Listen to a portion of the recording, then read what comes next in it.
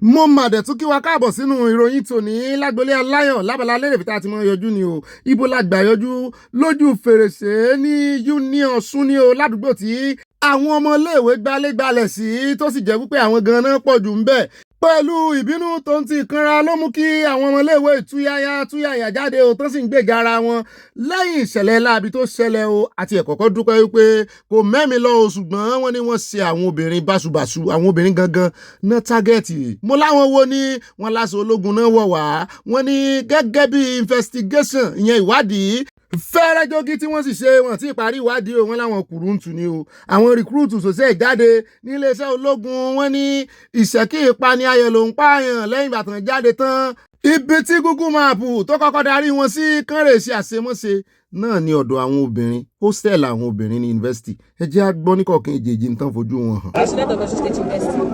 I was in my hostel okay, when I noticed they were around. Later, everything died around. We started hearing noise again. They started running their toys. They started putting their thoughts to my room. And I was like, who is there and why are you doing this? The next thing they asked me to come open my door. I opened the door and it was like, it was like, well, how many are we inside? How many are we inside the room? And I was like, we are two. My roommate was not around. Then I'm the only one inside the room. He pinned me to my room's toilet door. He pinned me to the door, and he was like, I'm going to like it. That I should not shout. That is anything that is done, I should not shout. And I was like, you should please. I had to look for a way to get out of this room and move to the door. Moving to the door, I was like, you should move out. And he said, did I want to close the door? That I should close it. One of them came in, his colleague. One of them came in with him and was like, I should calm down. That I would like that I should not shout. That I just had to. And when they moved, I shouted, I screamed. So when I screamed, they moved out. Each of them, they moved out. And I had to use force to close the door. After closing the door, they came. One of my hostel mates that was there, he was the one that came to knock the door and he checked up on me. After that, he left. They came. àyà ní ọ̀gá mi ẹ sì sọ pé àwọn ọmọ iléeṣẹ́ ológun ní iṣẹ́ ìṣe àwọn báńdíìtì tán kó aṣọ ológun sọ́rùn mú ní àyájẹ́ agbọ̀délẹ̀ náà torí VC wọn náà sọ̀rọ̀. And when they came to my side, they hit the door. The door hit my head. So I was just begging, pleading. The next thing, they were with pipe. And then they used to beat my head.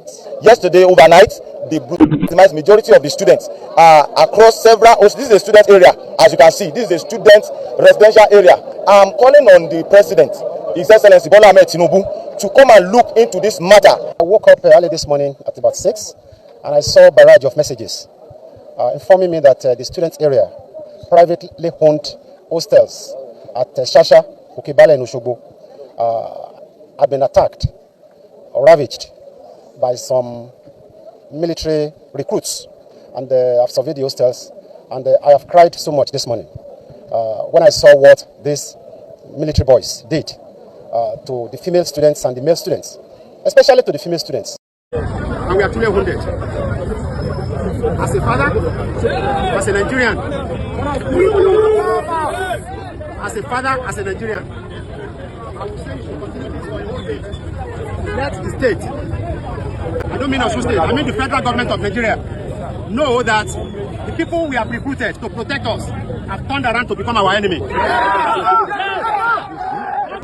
people we have recruited to help us to safeguard our society have become threats to our peace as a people. The people we are supposed to call upon when we are under security threat have actually themselves become security threats against us. Yes, sir. This is not acceptable in any nation. Yes, sir. And it should not be acceptable in our university. Yes, sir. And should not be acceptable in Osogbo and in Osun State. Yes, sir. Therefore, the military top echelon has reached out to us. They actually came to campus this morning. 5 of the soldiers have been arrested. Good. Yes. Good.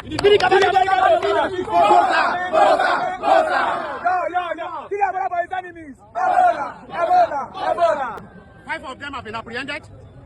We note that the ẹ̀wọ̀n ẹ̀jẹ̀ ń gbà mọ́ wọn lẹ́nu tó fẹ́ sọ́ńbẹ̀ náà ni pé wọ́n fi ìbálòpọ̀ wọ́n fi ṣe àwọn ọmọ yẹn léṣe wọ́n láwọn àwọn ọmọ yẹn ò kàn lè sọ̀rọ̀ nítorí stigmatization ẹjẹ́ wa gbọ́rọ̀ lẹ́nu PPR wọn yìí ń tẹ́wọ́ pẹ́ẹ́pẹ́ẹ́pẹ́ báyìí ni inú tiẹ̀ fẹ́ mọ́ bí mi PPR University Ọ̀ṣun ni o. Today, so they regained their freedom on Monday. So they said they should leave. I guess maybe they've posted them out. So the very first out of the way they celebrate, they felt part of what they should do. Because even our students too, whenever they graduate, whenever they do, students will act like students. They will celebrate. Some of them will drink. So we had from that report that the newly recruited military personnel had to go out, and they were forcefully entering the hostels of the students, attacking the guys and even the ladies. Some of the ladies, they will tell them to remove. University of Osun lọ́rọ̀ kan wọ́n fi pa báwọn ọmọ yẹn lò. Wọ́n náà ti mọ́ márùn-ún wọn gẹ́gẹ́ bí VC wọn ṣe sọ tó mú VC wọn dá sí tán jáde tán sunkún ó mà ga o. Bandit là ń pariwo lé lórí. Ẹ tún àwọn tán recruit sínú iléeṣẹ́ ológun tó yẹ pé lẹ́nu ọjọ́ mẹ́ta yà ń kan sára sí yẹn. Ṣé ìwà ẹranko wọ́n profile àwọn tán kó sínú iléeṣẹ́ ológun ni tá lọ́gá wọn tá ló kọ́ wọn tó jẹ́ wípé ńgbà tán wá ṣe recruit lásán náà sì ṣe o kí náà wàá mú yó tó jẹ́ pé the first target wọn tí ì bá ṣe pé nǹkan ti ní lọ́kàn tẹ́lẹ̀ nǹkan ti ní nínú láti ṣe fún wọn tẹ́lẹ̀ kán sì wo orúkọ wọn dáadáa a fẹ́ mú orúkọ àwọn tán kó a fẹ́ mọ̀ bóyá wọ́n sì máa ṣe state army tí ò ní jẹ́ state police nìkan torí bá a bá ń pariwo federal sì ní army o tí nǹkan bá sì ṣẹlẹ̀ àwọn wèrè àwọn fúlàní náà máa kó wá a fẹ́ mọ̀ wọn a fẹ́ mọ̀ orúkọ wọn a fẹ́ mọ̀ tribe wọn a fẹ́ mọ̀ ẹ̀yà wọn.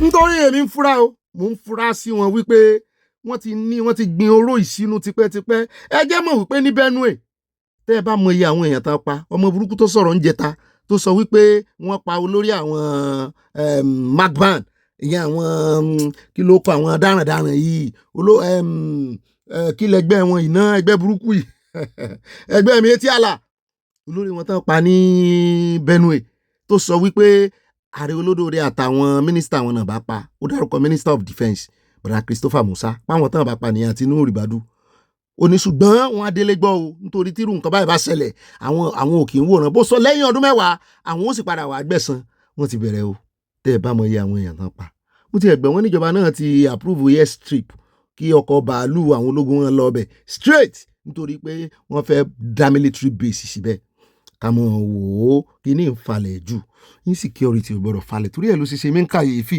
irú Òbí àtàtìkù tán ń ganu sí máìkì tán láwọn wá against state police tá a sì ń fìdìgbàdìgbà pé ẹ̀pọ̀n àgbò ní kó mọ̀ jà kó sáà fẹsẹ̀ múlẹ̀ ìkà làwọn wèrè. Ó dá ẹjá tẹ̀wájú ẹjá dé ọ̀dọ̀ àwọn èèyàn ti Sowore náà ganu sí máìkì wọ́n ní kí ló ń ba Ààrẹ Olódòdẹ lẹ́rù pé Sowore versus Ààrẹ Olódòdẹ tán bá tó bẹ ń sìn kàn náà yọjú sílé ẹjọ́ kan wá proof orúkọ wọn páwọn ìṣe criminal ìjà gbọ́lẹ̀nu Mama P ká tó tẹ̀wájú. Free Sowore! No! Free Sowore! No! Free Sowore! No! Revolution! No! Protest is a fundamental human right. No! Freedom of speech is a fundamental human right. No! You cannot make us beg in our country. Never! We are citizens and not refugees. Bola Ahmed Tinubu, you cannot threaten our freedom. Never! You cannot give us a bad life and also seize our voice to cry. Never! You can't dare. You will free Sowore. Yes! Not because he is a saint, but because he has done you no wrong. Yes. If you think you're not a criminal, go to the courts and prove yourself. You forfeited $460,000 to a drug case in the US. Are you not supposed to be checked? Your certificates are not tallying. The primary school you said you attended, it was not in existence at the time you quoted it. Bola Ahmed Tinubu, you are the person of a particular concern. You should be the one under investigation. You should be the one in court and not Sowore.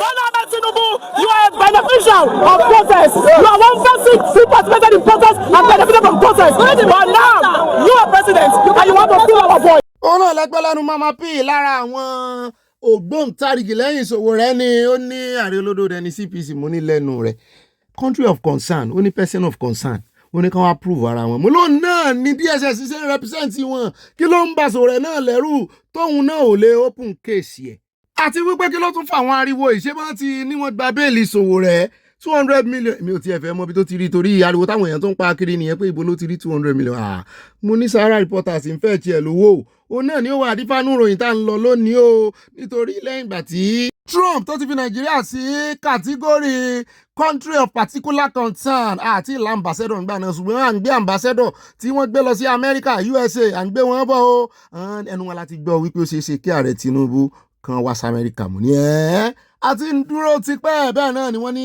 àwọn gbìyànjú ìwọ̀nba táwọn bá lè ṣe o pẹ̀lú àwọn àjọ àtàwọn groups àwọn ẹgbẹ́ tí wọ́n ṣokùnfà tí wọ́n pariwo tí wọ́n jẹ́ kí orílẹ̀-èdè Amẹ́ríkà mọ̀ wípé Kristẹni ń jẹ̀yà wọ́n láwọn ò kàn ní eré mọ́ lọ́bì lásán bẹ́ẹ̀ náà ni wọ́n sọ̀rọ̀ nípa ọ̀rọ̀ visa gbogbo báǹtàn fi lé Nàìjíríà lórí wípé ẹ wá wo Trump bó ṣe wẹ́kọ̀mù àwọn pé inú àwọn dùn pé ìtumọ̀ ẹ̀ náà ni wípé àwọn ò jọ ṣiṣẹ́ pọ̀ pé kí àwọn ọmọ Nàìjíríà mọ̀ wọ̀rí gbogbo ẹ̀ yóò ṣẹnu rè. Ó dá bàbá dénú àkójọpọ̀ ròyìn.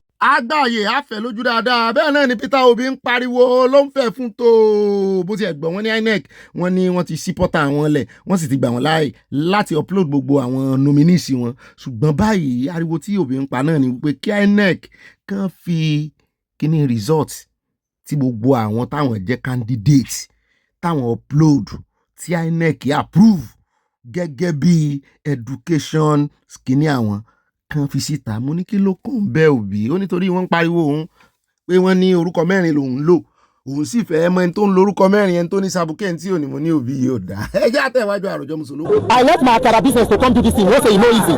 I am going now to order Kunle to join am because you see say this country orí burúkú lẹ́ ń ṣe Nigerian government. There is intelligence for them. The people we don't have intelligence for are criminals and kidnappers. For weeks, children have been in the forest in Oyo State. As we are talking with this rain, can you imagine the condition of those children? Can you imagine the condition of their teachers? Yet the DSS and the military law enforcement of that same country has enough time to be carrying innocent civilians to court. What kind of shame be this? What kind of tragedy is this? If they want to see real criminals, they should go to the forest. They should go to government houses where people are stealing billions that are meant for the people. So we are saying that this is a charade. This thing we are doing is persecution. Release Sowore and go after terrorists. Tinubu should know that for you to be a leader, you must have a country. You should not be so desperate to take power and destroy Nigeria. How many of us you want arrest? As I don't know, I know that we are people of interest. It's not that they will look for one charge, they will carry it. How many people? So all of this that is going on, we came to submit a petition to discontinue the case. The Honorable Attorney General is not there, but we have submitted it, and we have also given them a time that they should attend to it with the same speed whether they use approval loan for Tinubu for Senate. If the minister don't know how to expedite the hearing, he should seek hearing from our purview. Tinubu fit borrow money from April before 10 minutes, he will clear Kuda and then borrow another one from Money Point. So as they do that one, use that speed to discontinue this case, focus on security and let Nigerians breathe.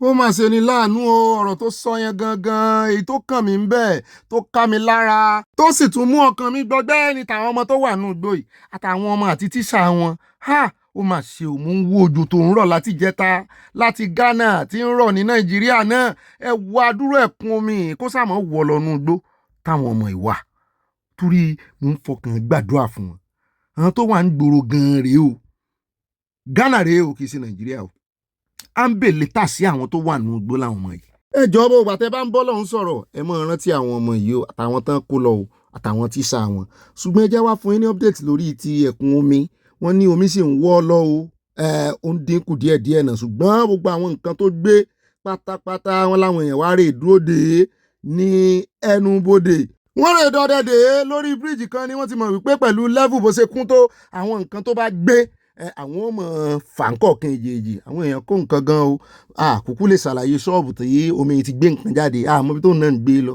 làwọn ọmọ Ghana bá ń fẹ́ fún wọn nítorí wípé the land is angry àwọn kìíní ti pọ̀ jù ìyẹn àwọn foreigners mọ̀lẹ́yìn náà fẹ́ bẹ̀rẹ̀ xenophobia ẹ̀wọ̀ excuse burúkú ó rẹ̀ já wá dé ọ̀dọ̀ àwọn mẹkáníìkì gẹ́gẹ́ bá a ṣe sọ lánàá wọ́n ní àwọn mẹkáníìkì ní jẹmùlà báyìí o àti ń Ghana àti ń Nàìjíríà wọ́n náà ń rèlè lọ́wọ́ àwọn ló wà lójú ọpọ́n omi náà ń jò jáde lára mọ́tò yìí o kì í ṣe po mo wá ní àwọn ilé mẹkáníìkì tí wọ́n páàkì mọ́tò sí ń kọ́ tómi sì mú wọ́n ní àìmọye tó jẹ gbèsè báyìí wọ́n láìmọye mẹkáníìkì tó jẹ gbèsè tó jẹ́ pé wọ́n rè tún mọ́tò sí ń lé wọn ẹgbọ́n sí mẹkáníìkì ló lẹ̀bi wọ́n wá gbé mọ́tò wá kò sì tí ì parí iṣẹ́ lára mọ́tò bóyá ọjọ́ mẹ́ta àbọ̀sẹ̀ kan ni mọ́tò lò ń bẹ ẹ̀kún omi dé ó bo mọ́tò lórí pátápátá ni ẹgbọ́n sí mẹkáníìkì ló lẹ̀bi wọ́n ń bára wọn fà lọ́wọ́ lèmi fi kú òun bẹ́ẹ̀.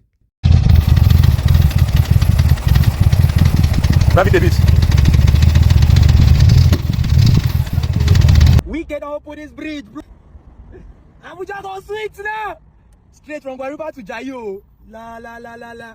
Mo ní àyàṣẹ́ ṣe Wike ni mò ń gbọ́ yẹn Wike náà ń kan sára sí títì náà dá lóòótọ́ ẹ wo mo mọ̀ rò pé 3D ni àṣẹ reality ni ó dá o Wike ń gbìyànjú agídí náà ni ibẹ̀ láti wá ká ọ̀rọ̀ kan mọ́ lẹ́nu tó sọ wípé òun kàn fi títì òun fi tẹ́sítì àwọn local champion wò ni o ìyẹn àwọn iléeṣẹ́ local kéréje wípé ìgbà míì tẹ́ bá gbé contract fún wọn wọ́n ti náwó tán láì tí ì parí contract ṣùgbọ́n inú òun dùn fún eléyìí tán ṣe ẹjá gbọ́rọ̀ lẹ́nu ẹ̀ka tó tẹ̀ wájú àròjọ mùsùlùkùn.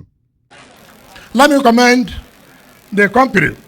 Initially, I was skeptical of allowing this company to carry out this job. Why? Because of my experience as a local government chairman and as a governor of a state. I've always believed that when you give local contractors money to do work, they start eating the profit before the job is done. And then before you know it, you start to go into police to arrest. I said, why would I give myself that headache? I will not. Kúrò ẹjẹ́ àti ọ̀dọ́ Wike bọ́sọ́dọ̀ Dèbù Máyì ìyẹn Minister of Works. Ẹ mọ̀ wo ìjọ tí ń jó oníbi tá à ń rí ojú títì kan ni wọ́n ní Peter Obi gbà kọjá tó sì wà lára títì tán ti náwó ibi sí tí wọ́n fi ń ṣe yànga lójú ọ̀kan Nàìjíríà wípé o títì tó lódò dẹ́ ṣe o wọ́n ní ní Obi bá ya picture ẹ wá wà wòrán o ẹ wá dúró owó tán ìyá máàkì sí títì yìí o wọ́n náà ti ṣe ni o àsìkò bá tún ìlú bá bí Dèbù Máyì ló bá jáde ló bá bẹ̀rẹ̀ sí pariwo lé òun lórí pé ó fẹ́ bá integrity omi jẹ́ ni ṣé yẹ kó máa ya picture bí tí ò dáa ó sì sọ ọlọ́rọ̀ rẹ̀. But the bad news is that if you go through that road now, you will see a couple of failures on the road. And so the reinforced concrete technology of President Bola Tinubu is quite innovative. And I feel so sad, when my brother, the former governor of Anambra State, who should know what administration is, what governance is. I saw in social media where he got to a point where the road is bad and he snapped it. And, so when did, governance reduce to comedy? And so he was attacking my integrity and personality. And I'm always ready, for a debate. I'm always ready to disaggregate the unit cost of, concrete and to debate with him. And so I feel so sad because governance is the responsibility of everybody. The president is not here today, but I have to be the president by performing the job that the president has assigned to me. So governance is the job of everybody. Look at our infrastructure being destroyed. Look at vehicles parking on our roads. Must the president go there and stand there? So we take responsibility. If anything goes wrong in Ministry of Works, I take responsibility, not the president. And so I want to commend the president very highly. And I want to thank the fashioner chairman of, ADC. Excuse lásán ló ń give jàre ẹjẹ́ kò lọ́dọ̀ òun àti Wike. Ẹjẹ́ yam presidency ìròyìn kan ló ṣẹyọ láti bí ọ̀sẹ̀ kan ní ìsìn ǹjẹ́ ìṣe June 11 on the 11 lórí ọ̀rọ̀ bọ̀dá Gbajabiamila wọ́n fẹ̀sùn kàn wọ́n ní o bàbá tó jókòó yìí ló fẹ̀sùn kàn wọ́n nítorí wọ́n ní wọ́n ṣe yan bàbá yìí sí ipò kan ni tó ní í ṣe pẹ̀lú presidential intervention. PFIPC presidential intervention kìíní kan ni wọ́n ní bí bàbá yìí ṣe fi ẹ̀sùn kan bọ̀dá Gbajabiamila yìí pé àwọn owó kan wà tí wọ́n sọwọ́ kúdúrú tí wọ́n fi bò wípé wọ́n ní kò sí ní tó jọrú owó yẹn torí àwọn náà sáré ṣe disclaimer wípé kò sí ní tó ń jẹ́ presidential intervention kìíní kankan ààrẹ ò mọ̀ sí pé kò sì sí bọ́jẹ́tì fún ṣùgbọ́n sáà dédé làwọn èèyàn túlétúlé tọ́bọ̀kù lójú náà bá wá dọ́kúmẹ́ǹtì kan jáde náà bá rí wípé wọ́n nú bọ́jẹ́tì ń tẹ̀ ní òsì rè 400 million ìkan náà 200 million ó dá ẹja gbọ́ bó ṣe lọ kò yé mi gan mọ́ torí mo tún rí 27.4 billion mi. But they remain unproven. No public investigative report, court finding, or official anti-graft confirmation has established them as fact. The presidency's clear position remains that the PFIPC does not exist and that the DME was not appointed to head it. However, the controversy deepened after media reviews of the 2026 Appropriation Act showed that a budget line reportedly exists for the Presidential Economic Advisory Council and Presidential Foreign Intervention Promotion Council under the presidency. The reported total allocation is 1.302 billion naira. The breakdown shows about 802.9 million for personnel costs, 200 million naira for overhead, and 300 million naira for capital projects. This is the strongest point in the controversy. If the council does not exist, the question is, how did it got a budget allocation under the presidency? If it exists only as a budget entry, the next question is who inserted it, who cleared it, and what the money was meant for. It's another unfortunate incident in a long stream of cases that come up and fizzle out without anything coming out of them. If we're dealing with a nation that is in senile climes, Gbajabiamila has no business being where he is presently. But everything is allegation. Allegation is a case of abracadabra. The more you look, the less you see. I want to believe that Adeyemi cannot just cook up a story against Gbajabiamila, coming up with facts and figures, naming amounts, and talking about Gbajabiamila collecting this and collecting that. And then you wonder if truly such an agency was conceived by the administration, and then maybe they later thought of either cancelling it or proscribing it, it's a different matter. But for such weighty allegations to have come up, it's a thing of concern, and it should not be swept under the carpet. Right. Lẹ́yìn máa le gan ká tó continue Àtìkú náà ti fẹnu sí o, ó ní káàrí olódòdẹ kí wọ́n rescue Gbajabiamila, mo ní bọ̀dà Gbajabiamila náà sì fẹnu ara wọn sọ lọ́jọ́ sí o wípé àrí olódòdẹ ti ń wo àwọn pẹ̀lú ojú kọ̀rọ̀kọ̀rọ̀ pàápàá jùlọ lórí ọ̀rọ̀ Ọ̀gbẹ́ni Desmond. Ǹjẹ́ yẹn ò ti ní mọ̀ rò pé orí òun ló le báyìí tí ò ní mọ̀ rẹ́rìn inú kọ́nà yàrá rẹ̀? Òun kọ́ ló jáde lẹ́nu jọ́bẹ̀dà tó lóun ò dá ní 1 million naira. Ilé yìí ó le o. Àrí olódòdẹ ò sì ní àrí olódòdẹ mọ̀ burú. Well, you don't expect Gbajabiamila to come out and say what Adeyemi said is correct. So they have full deniability. And they are in control of the government. Where do you initiate an investigation that the government cannot cover up? And by the way, don't forget that this is not the first time that allegations of Gbajabiamila collecting money is coming out. You remember that, what's this man's name from Southern Borno? Ali Ndume alleged also that to see the president, there are some powerful individuals you have to give money before they arrange an appointment for you with the president. So what would have worried me so much is if Adeyemi is telling lies. And my constant worry about people like him who are blowing the whistle is that if you are sure of your facts, just like Ningi and Ndume and all the other people who came out in the National Assembly and blew whistles some time ago, if you are sure of your facts, come out with the facts, videos, audios, and so on and so forth, not with loopholes that will make those who are accused to deny, and then the whole thing is swept under the carpet. So, but the government has denied, or should I say Gbajabiamila has denied, and he is the chief of staff to the president, and the president has his backing. So it's very, very difficult. I can only say it's an unfortunate situation with this kind of allegations, and with facts and figures appearing in the budget. So with facts and figures appearing in the budget, perhaps it's a ghost organization. We have heard of ghost workers. It's not unheard of to talk about ghost organizations. Some years ago here in my state, there were allegations of ghost secondary schools, with somebody eating the salaries of the principal, vice principals, and total number of academic and non-academic staff, and so on. So we are probably getting into the area of ghost organizations with budgetary provisions, while those organizations do not actually exist in reality. Mi sì lanú lẹ̀ báyìí ní o, Ọlọ́run ọba wọn torí kí ni ó mú èèyàn kan ro ìrokúrò rẹ̀ báyàn kan nínú presidency Sanija ti tẹ́lẹ̀ ni tí nǹkan kan ò bá pa wọ́n pọ̀ sókàn lè dédé yọ orúkọ èèyàn kan bẹ̀ wípé ẹni báyìí ni tẹ́nìyàn náà sì ti jáde tó ti deny pé kò sí tó ń jẹ́ àjọ PFI kìíní kan ṣùgbọ́n at the end of the day àwọn ọ̀mọ̀ràn tó mọyún gbìn inú kara wọn tọ inú bọ́jẹ́ẹ̀tì lọ wọ́n sì rí mbẹ́ ẹ̀gbọ́n séèyàn gan ò ti kó bá bọ̀dà Gbajà tárakùnrin bá lẹ́rìí lóòótọ́ kó mú ta ò torí pẹ̀lú bí ó ṣe túra rẹ̀ ta ìta àti rí fídíò tá àti rẹ̀ rí wọ́n mọ̀ wá bọ́n ṣe máa dílùpọ̀ yẹn ni o. Èmi ò kàn mọ bí olódòdẹ ṣe fẹ́ ṣe torí olódòdẹ lọ́wọ́ ìwọ̀n nífẹ̀ẹ́ kéèyàn kankan kan ta àbùkù àwọn kan ta epo sáso àlà àwọn anybody lára ń di wọn. Àwọn kàbá ìṣàkù síjọba tí ò ní kàbá.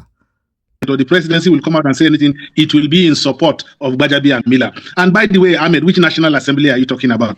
We only have a rubber stamp. Whatever the presidency says, that's what the National Assembly will do. And by the way, hasn't the National Assembly itself been accused of budget padding and all kinds of deals?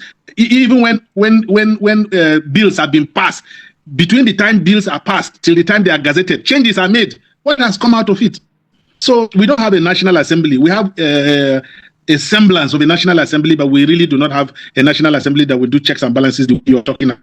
So it's fortunate we're facing even right now. We've had discussions on this news platform a number of times, Ahmed. At the end of the day, all the alleged corruption allegations and so on and so forth, people like me have been accused of being so pessimistic, but I keep saying I will be happy to be proved wrong. I'm yet to be proved wrong. Nothing has come out of them, and I'm sorry to say that this one too, nothing will come out of it.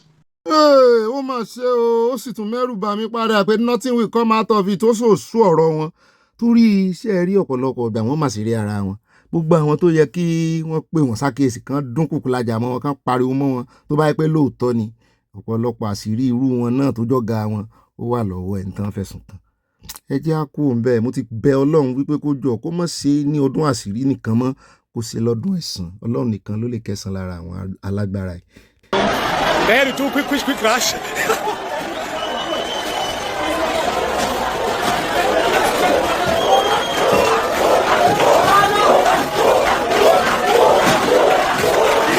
a sì wà lórí ọ̀rọ̀ South Africa o wọ́n ti kó the second batch dé sí Nàìjíríà kọ́ lẹ́yìn bóyá o akànfún yín update yẹn ni o ṣùgbọ́n ní South Africa báyìí wọ́n ní wọ́n kàn ń já ṣọ́ọ̀bù ṣeré ni lára ṣọ́ọ̀bù kan tán jálẹ̀ rí yẹn níbi tó ti ń ju ọsàn ní o fruit ní o onion ní o ẹ̀wò ara wọn náà rè àwọn kan tó jẹ́ foreigners náà tí kú ń bẹ̀ àwọn tilẹ̀kùn mọ́ra wọn múnú ṣọ́ọ̀bù níbẹ̀ náà ni wọ́n dúró sẹ́nu ọ̀nà wípé àjálẹ̀kùn yìí bẹ́ẹ̀ bá jáde o bẹ́ẹ̀ wá wo èrò bó ṣe pọ̀ èmi náà wá jókòó mo wá rò mo láàyà mo ní mo sì ń ro nǹkan kan o mo ní nínú bí gbogbo wa ṣe ń condemn gbogbo wa wọn yìí bí ò ṣe dáa tó yìí mo ní nǹkan kan wà tí mo rí o tó dáa o àyà ni kò sí nǹkan kan tó dáa mi ọ̀gá mi ẹ̀ lè convince òun mo ní àyà tẹ́tí kò gbọ́ mi nǹkan tí mo rí tó dáa náà ni wípé sórí gbogbo bí wọ́n ṣe ń ṣe xenophobia àwọn yìí èyí tí ò dá ń bẹ̀ ni wípé fúnra wọn ni wọ́n ń kojú àwọn foreigners kò ló yẹ kán kojú n tó dá ń bẹ̀ náà ni pé wọ́n fìmọ̀ ṣọ̀kan wérò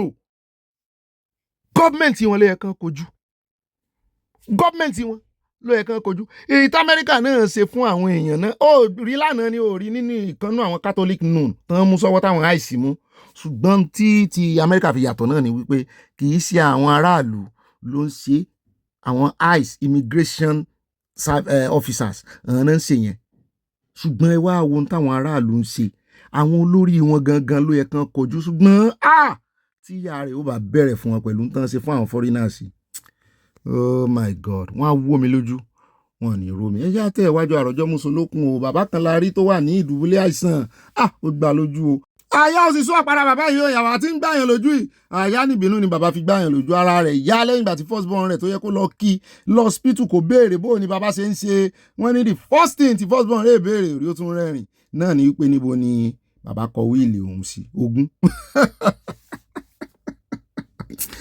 ọ̀rọ̀ burúkú tó ń tẹ̀rín èmi náà mọ ọmọ kan bẹ́ẹ̀ ogún bàbá rẹ̀ ni wọ́n béèrè pé bó lòun ó ṣe rí ìgbà gbójúlógún ó fi ra ẹ̀fọ́ síta ẹjẹ́ àkómi ẹ̀já délé Haúsá.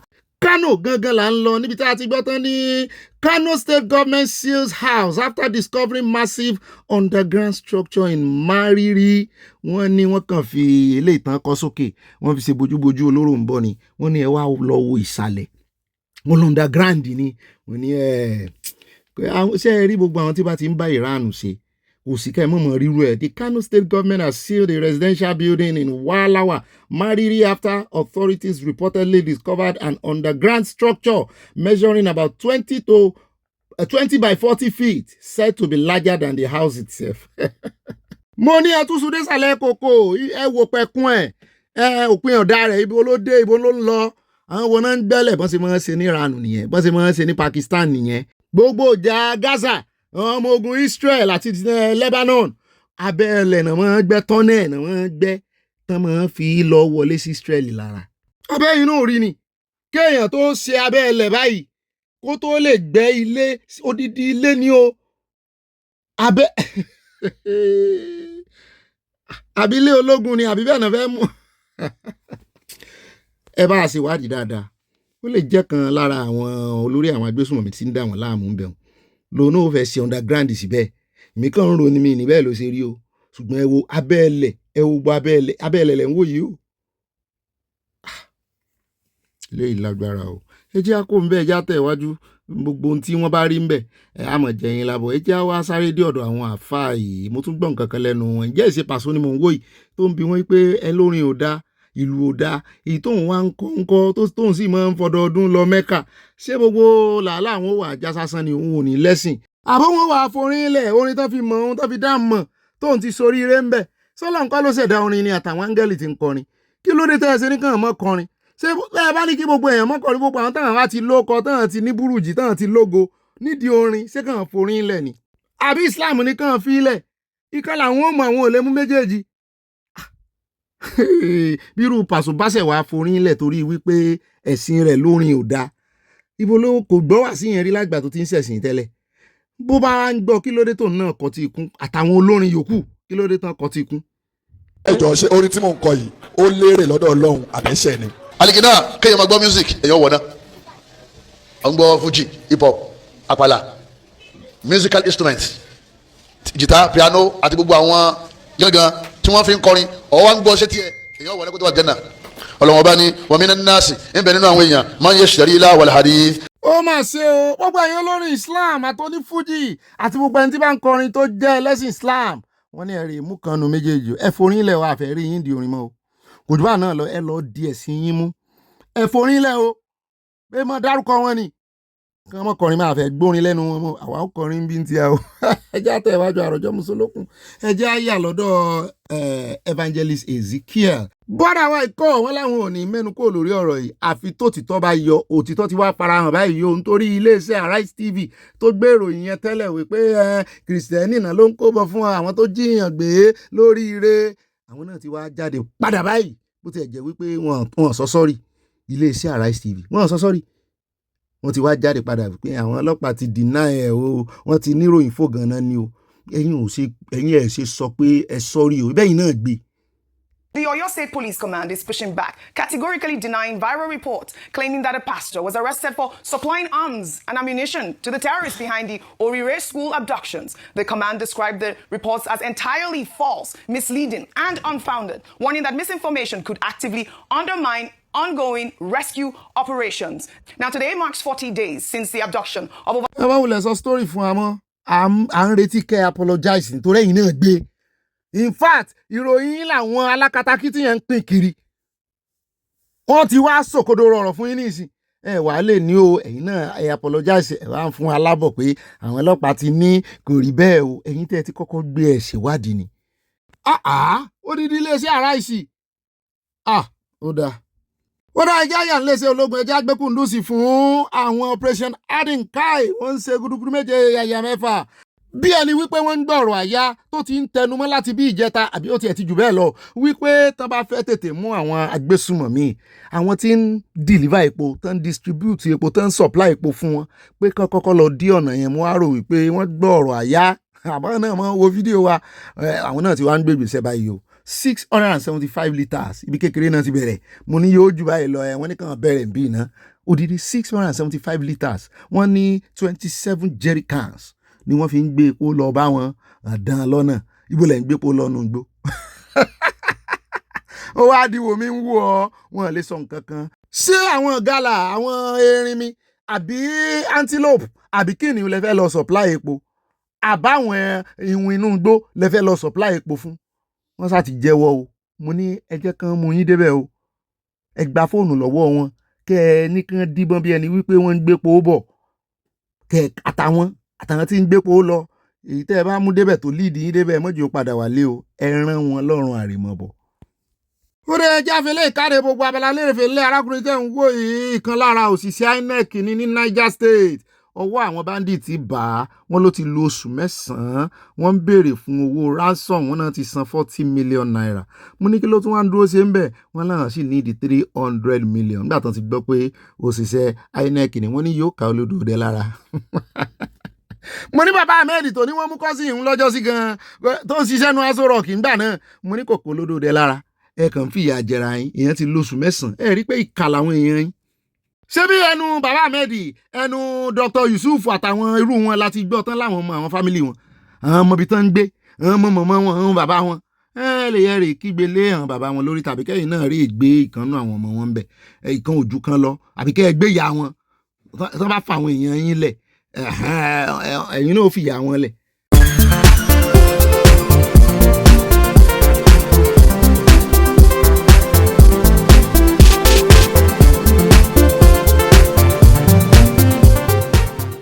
orí mi èwo ní ṣe o ẹlẹ́dàá mi èwo ní ṣe orí mi èwo ní ṣe ẹlẹ́dàá mi èwo ní ṣe àárín nílẹ̀ inú ń bẹ ẹlẹ́ṣin orí mi èwo ní ṣe à ń wá kísà inú ń bà láṣọ ò ẹ̀dá mi èwo ní ṣe à ń jẹ̀kọ́sùn inú ń bẹ ẹlẹ́ran orí mi èwo ní ṣe ayé tó tó ilé ayé ilé aráyé àkàmọ́ra ayé ìsọwọ́ elégbè lẹ́yìn mi mo fẹ́ kẹ́ ṣàlàyé ohun tán pèláyé ẹni sòyìnbó àyíndé nílé àná rẹ̀ láti túmọ̀ rẹ̀ o orúkọ mẹ́rin láyé ń jẹ́ bábí mi lórúkọ táyé ń jẹ́ wọ́n máa ń di ohun mi o orúkọ mẹ́rin láyé ń jẹ́ bábí mi lórúkọ táyé ń jẹ́ number one. Amọ̀níṣe ni ìyẹn dé ní ayé akámọ́ra ìyẹn dé ní afàìmọ̀níṣe ni ìyẹn déjì yóò àṣẹnitán bá ní dàrú ẹ̀ta ń tagbá ayé àkàmọ́ra ẹ̀ta ń tagbá àpòrọ́ mọ́ni tún kó ní lójú ẹ̀rín ọ̀rọ̀ kan o àní orúkọ mẹ́rin láyé ń jẹ́ bábí mi lórúkọ táyé ń jẹ́ amọ̀níṣe ni ìyẹn dé ní ayé àkàmọ́ra ìyẹn dé ní àfàìmọ̀níṣe ni ìyẹn déjì o àṣẹnitán bá ní dàrú ẹ̀ta ń tagbá ayé àkàmọ́ra ẹ̀ta ń tagbá àpòrọ́ mọ́ni kò ní lójú ẹ̀rín ọ̀rọ̀ kan o èmi ò mọ orúkọ táyé ń jẹ́ o bàbá ló mọ orúkọ táyé ń jẹ́ o ayé tó tó ilé ayé lè aráyé àkàmọ́ra ayé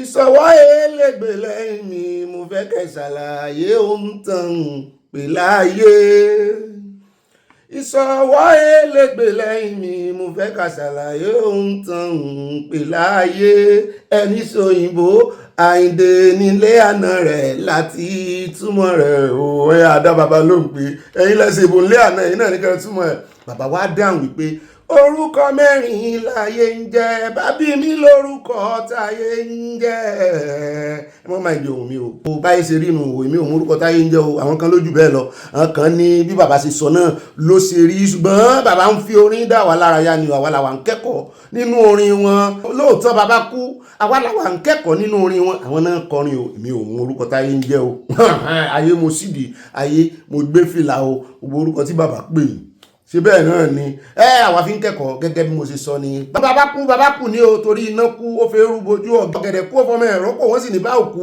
iṣẹ́ ò tán òun ló dífá fún orin tán kọ́lẹ̀ nítorí wípé àwọn ti lọ ṣùgbọ́n orin wọn ò lọ o títí ayé àrọ́mọdọ́mọ wa mọ̀ bá tá a mọ̀ fi rántí wọn tá a sì mọ̀ fi kẹ́kọ̀ọ́ tí ẹ ti wá rí báwọn wípé àṣélẹ̀ làbọ̀ àbá gbogbo lẹ́gẹ̀sì tí bàbá filẹ̀ nù dúkìá tán filẹ̀ àmọ́ ilé tán filẹ̀ àmọ́ mọ́tò tán filẹ̀ àmọ́ ọ̀pọ̀lọpọ̀ ọmọ wọn láàmọ́ àfilẹ̀ tó bá dárúkọ wípé ọmọ Àlàjí àgbà làwọn ṣùgbọ́n nǹkan kan lámọ̀ wọn forin ilẹ̀ ó sì ń kọ́ wa lẹ́kọ̀ọ́ ibà Àlàjí àgbà yín náà rẹ o ibà èmi ò mú ọkọ̀ táyé ń jẹ́ o ayé mo sí fìlà ayé mo gbédi o ó dáa mo kí n káàbọ̀ aláyé àlọ́run náà wà ń bí ọlọ́run tó ní gbogbo ayé àtọ̀run ọlọ́run àṣẹ̀dá akọ́dá ọlọ́run tó ní gbogbo ẹ̀ pátápátá àtayé o àtọ̀run òun ló mọ orúkọ gbogbo wọn torí òun ló dá wọn bó lèmi yóò ṣe wá mọ̀ wọn ebi mo wà nú àwọn tó dá wọ́n ṣe wá mọ̀ ìyá ọ̀sọ́jọ́sọ lọ ọlọ́run tó mú gbogbo nínú gbogbo nìṣe ọlọ́run gbogbo nìṣe agbé fún yín ọlọ́run tó ń fún wa lóye tí ń bá wa ṣe tó ṣáájú ogun wa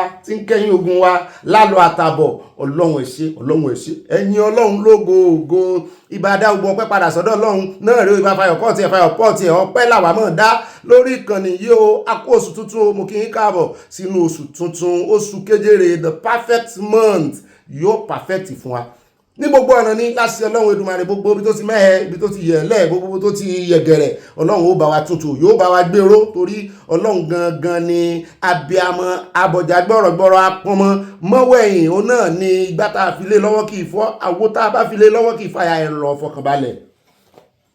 lọ fọkànbalẹ̀ ọlọ́run ni kì í ṣe èèyàn ìbárin gínígíní náà rí o àtúnríra wá gínígíní nínú oṣù tuntun yìí o happy new month to you ibà ọ̀pàpà parada ẹ̀ mọ́ gbàgbé àyà parada ọ̀dọ́gá rẹ̀ parada ọ̀dá ìyanu abala comment section abẹ́lẹ̀ yìí olólùfẹ́ wa náà ni mò ń jẹ́ ibà ọ̀pàkà ọkọ̀ àwọn òpèké ọkọ̀ àwọn sweet 16 nínú oṣù yìí náà mo sì ń tẹnu mọ́ wípé mọ́ gbọ́n gbéròyìn fógàn náà o ibà àlẹ́jẹ́lì bá rìpọ́tẹ́lì náà rí gbogbo tó bá gbọ́ lórí ìkànnì kíni àlẹ́jẹ́lì àrìpọ́tẹ́lì ní o àwo òtàbùkù èèyàn kankan o ṣùgbọ́n bá bá gbọ́ ọ̀rọ̀ Yorùbá nìsan lẹ́nu wa tó gbọ́rọ̀ ìrú ẹkùn ìyún bá ń bẹ̀ ni kò sálẹ̀ jẹ́lì ń bẹ̀ kò sí rìpọ́tẹ́lì ń bẹ̀ àmọ́ntàn sọ ilé làwà amúlùdùn ilé làwà amúlùdùn ó yá ilé làwà amúlùdùn ibà amúlùdùn yìí náà rèé èmi náà ní ibà ìbò yìí náà ní ibà fayọ̀kọ́ tiẹ̀ ibà ìbọ̀bọ̀ kí bọ̀bọ̀ èmi ní ibà ìyá pè èmi náà ń pè ní ibà wálẹ̀ jìn ibà gbé wa débẹ̀ oyè pọ̀ bá mi kan ní sọ pé oyè mélòó la fẹ́ jẹ wọ́n ní ibà pọ́ngilá kí n fi sí ibà sókómi lò mo ní mo ti gbọ́ bá mi àbdì dàmọ̀káfì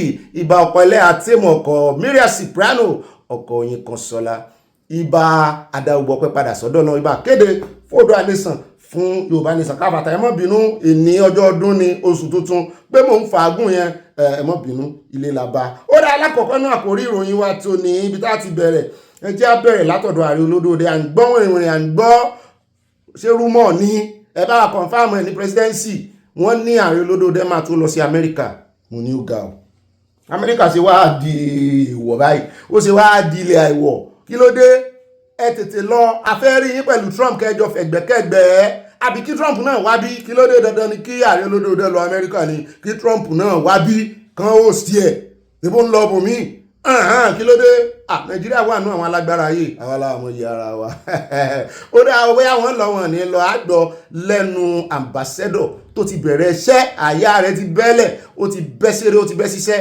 l'Amẹ́ríkà kò sí lára àwọn ambassador tí ò rí bí lọ òun ti bẹ̀rẹ̀ iṣẹ́ tí wọ́n sì ti gbà láàyè ọ̀nà wa ganu sí wípé ìtànsán táwọn ń wò yìí pẹ̀lú báwọn ṣe ń bá White House sọ̀rọ̀ Ààrẹ Olódòde ò tó wá mo ní inú wa dùn ayọ̀ wa òkun gbogbo ìsọkúsọ táwọn èèyàn ti ẹ̀ ń sọ pé wọ́n lè la Amẹ́ríkà àwọn tó bẹ́ ń sìn àwa tó mọ̀ bóyá Àtìkù correct bóyá Òbí correct bóyá gangan náà wá correct bàbá tí wá kó ń bẹ́ tán àwa yágbé àfún update lórí ọ̀rọ̀ ti South Africa wọ́n ti kọ́ àwọn báàkì kan padà wálé lálẹ́ àná bẹ́ẹ̀ náà ni ogun lé sí i láàrin àwọn Zulu àwọn South African gbogbo ayé ń wò wọ́n báyìí wọ́n fọ́ lẹ́rán wípé ṣé bẹ́ẹ̀ ṣe rí ìrètẹ́ ń ṣe bí ẹranko wọ́n láwọn iṣẹ́ ẹranko wọ́n nílò àwọn làwọn fẹ́ túnṣe wípé kó ní kálukú palẹ̀ mọ́ kó lọ lé rẹ̀ ṣùgbọ́n ìjọba Nàìjíríà bá ṣe ń wo ìwọ́n sì ń tẹnu mọ́ wọn ranjú mọ́ wọn wípé gbogbo dúkìá gbogbo iṣẹ́ táwọn ọmọ wa ti ṣe nínú ìlú yín tẹ́ fẹ́ bàjẹ́ yìí tẹ́ fẹ́ sọ di òfo lọ́jọ́ kan ṣoṣo àgbowó rẹ̀ lọ́wọ́ yín mo ní ó dáa bẹ́ẹ̀ mo fara mọ́ à ń bọ̀ bẹ́ẹ̀ àfihàn lọ́pdéètì àti tí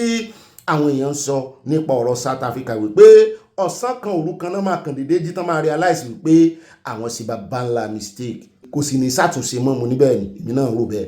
bàbá tí wàá kó mbẹ́tàn áyà ní Senate níbi tí ìkan lára àwọn ọmọ ẹgbẹ́ tí ń ṣe o ṣùgbọ́n ó wá jáde síta ó ní ẹ mọ́ dá Àtìkù àti Peter Obi lóhùn mo ní àbẹ̀wọ́ gan-an ókè inú ẹgbẹ́ APC ní bí mo ṣe ń wẹ̀ á gẹ̀ẹ́tì ẹ̀ bàbá dénú àkójọpọ̀ ròyìn ṣùgbọ́n ó ganu sí máìkì ló tún dọ́gbọ́n ta sí ẹgbẹ́ APC mo ní sínú ẹgbẹ́ APC ni wọ́n sì wà àbí ọkàn rẹ ti kó ń bẹ́ẹ̀ ara rẹ ló wà ń bẹ́ẹ̀ ó ní káfíńtìsì tó ń fẹ́ sọ wípé àti Peter Obi àtàtìkù àtàwọn yòókù tán ń sọ̀rọ̀ nípa state police kan ní kan sún ọjọ́ rẹ̀ síwájú tán ń criticize ẹ̀ wọ́n ní ìsọkúsọ náà ń sọ lẹ́nu mo ní sẹ́wọ̀n ló ń dá sọ̀rọ̀ àbí òun ṣe agbẹnusọ lẹ́gbìmọ̀ asòfin ó ní lóòótọ́ lọ́ọ̀mẹ́ka lòun ó ní ṣùgbọ́n ẹ fi oyè òun sí bẹ́ẹ̀ bá gbé ìròyìn òun ní ó dáa bàbá dénú àkójọpọ̀ ìròyìn àtúnwáyà lọ́dọ̀ ẹni tó jẹ́ igbákejì ọmọlẹ́gbìmọ̀ asòfin House of Rep níbi tó náà ìyẹn Deputy Speaker Kalu níbi tó náà ti ganu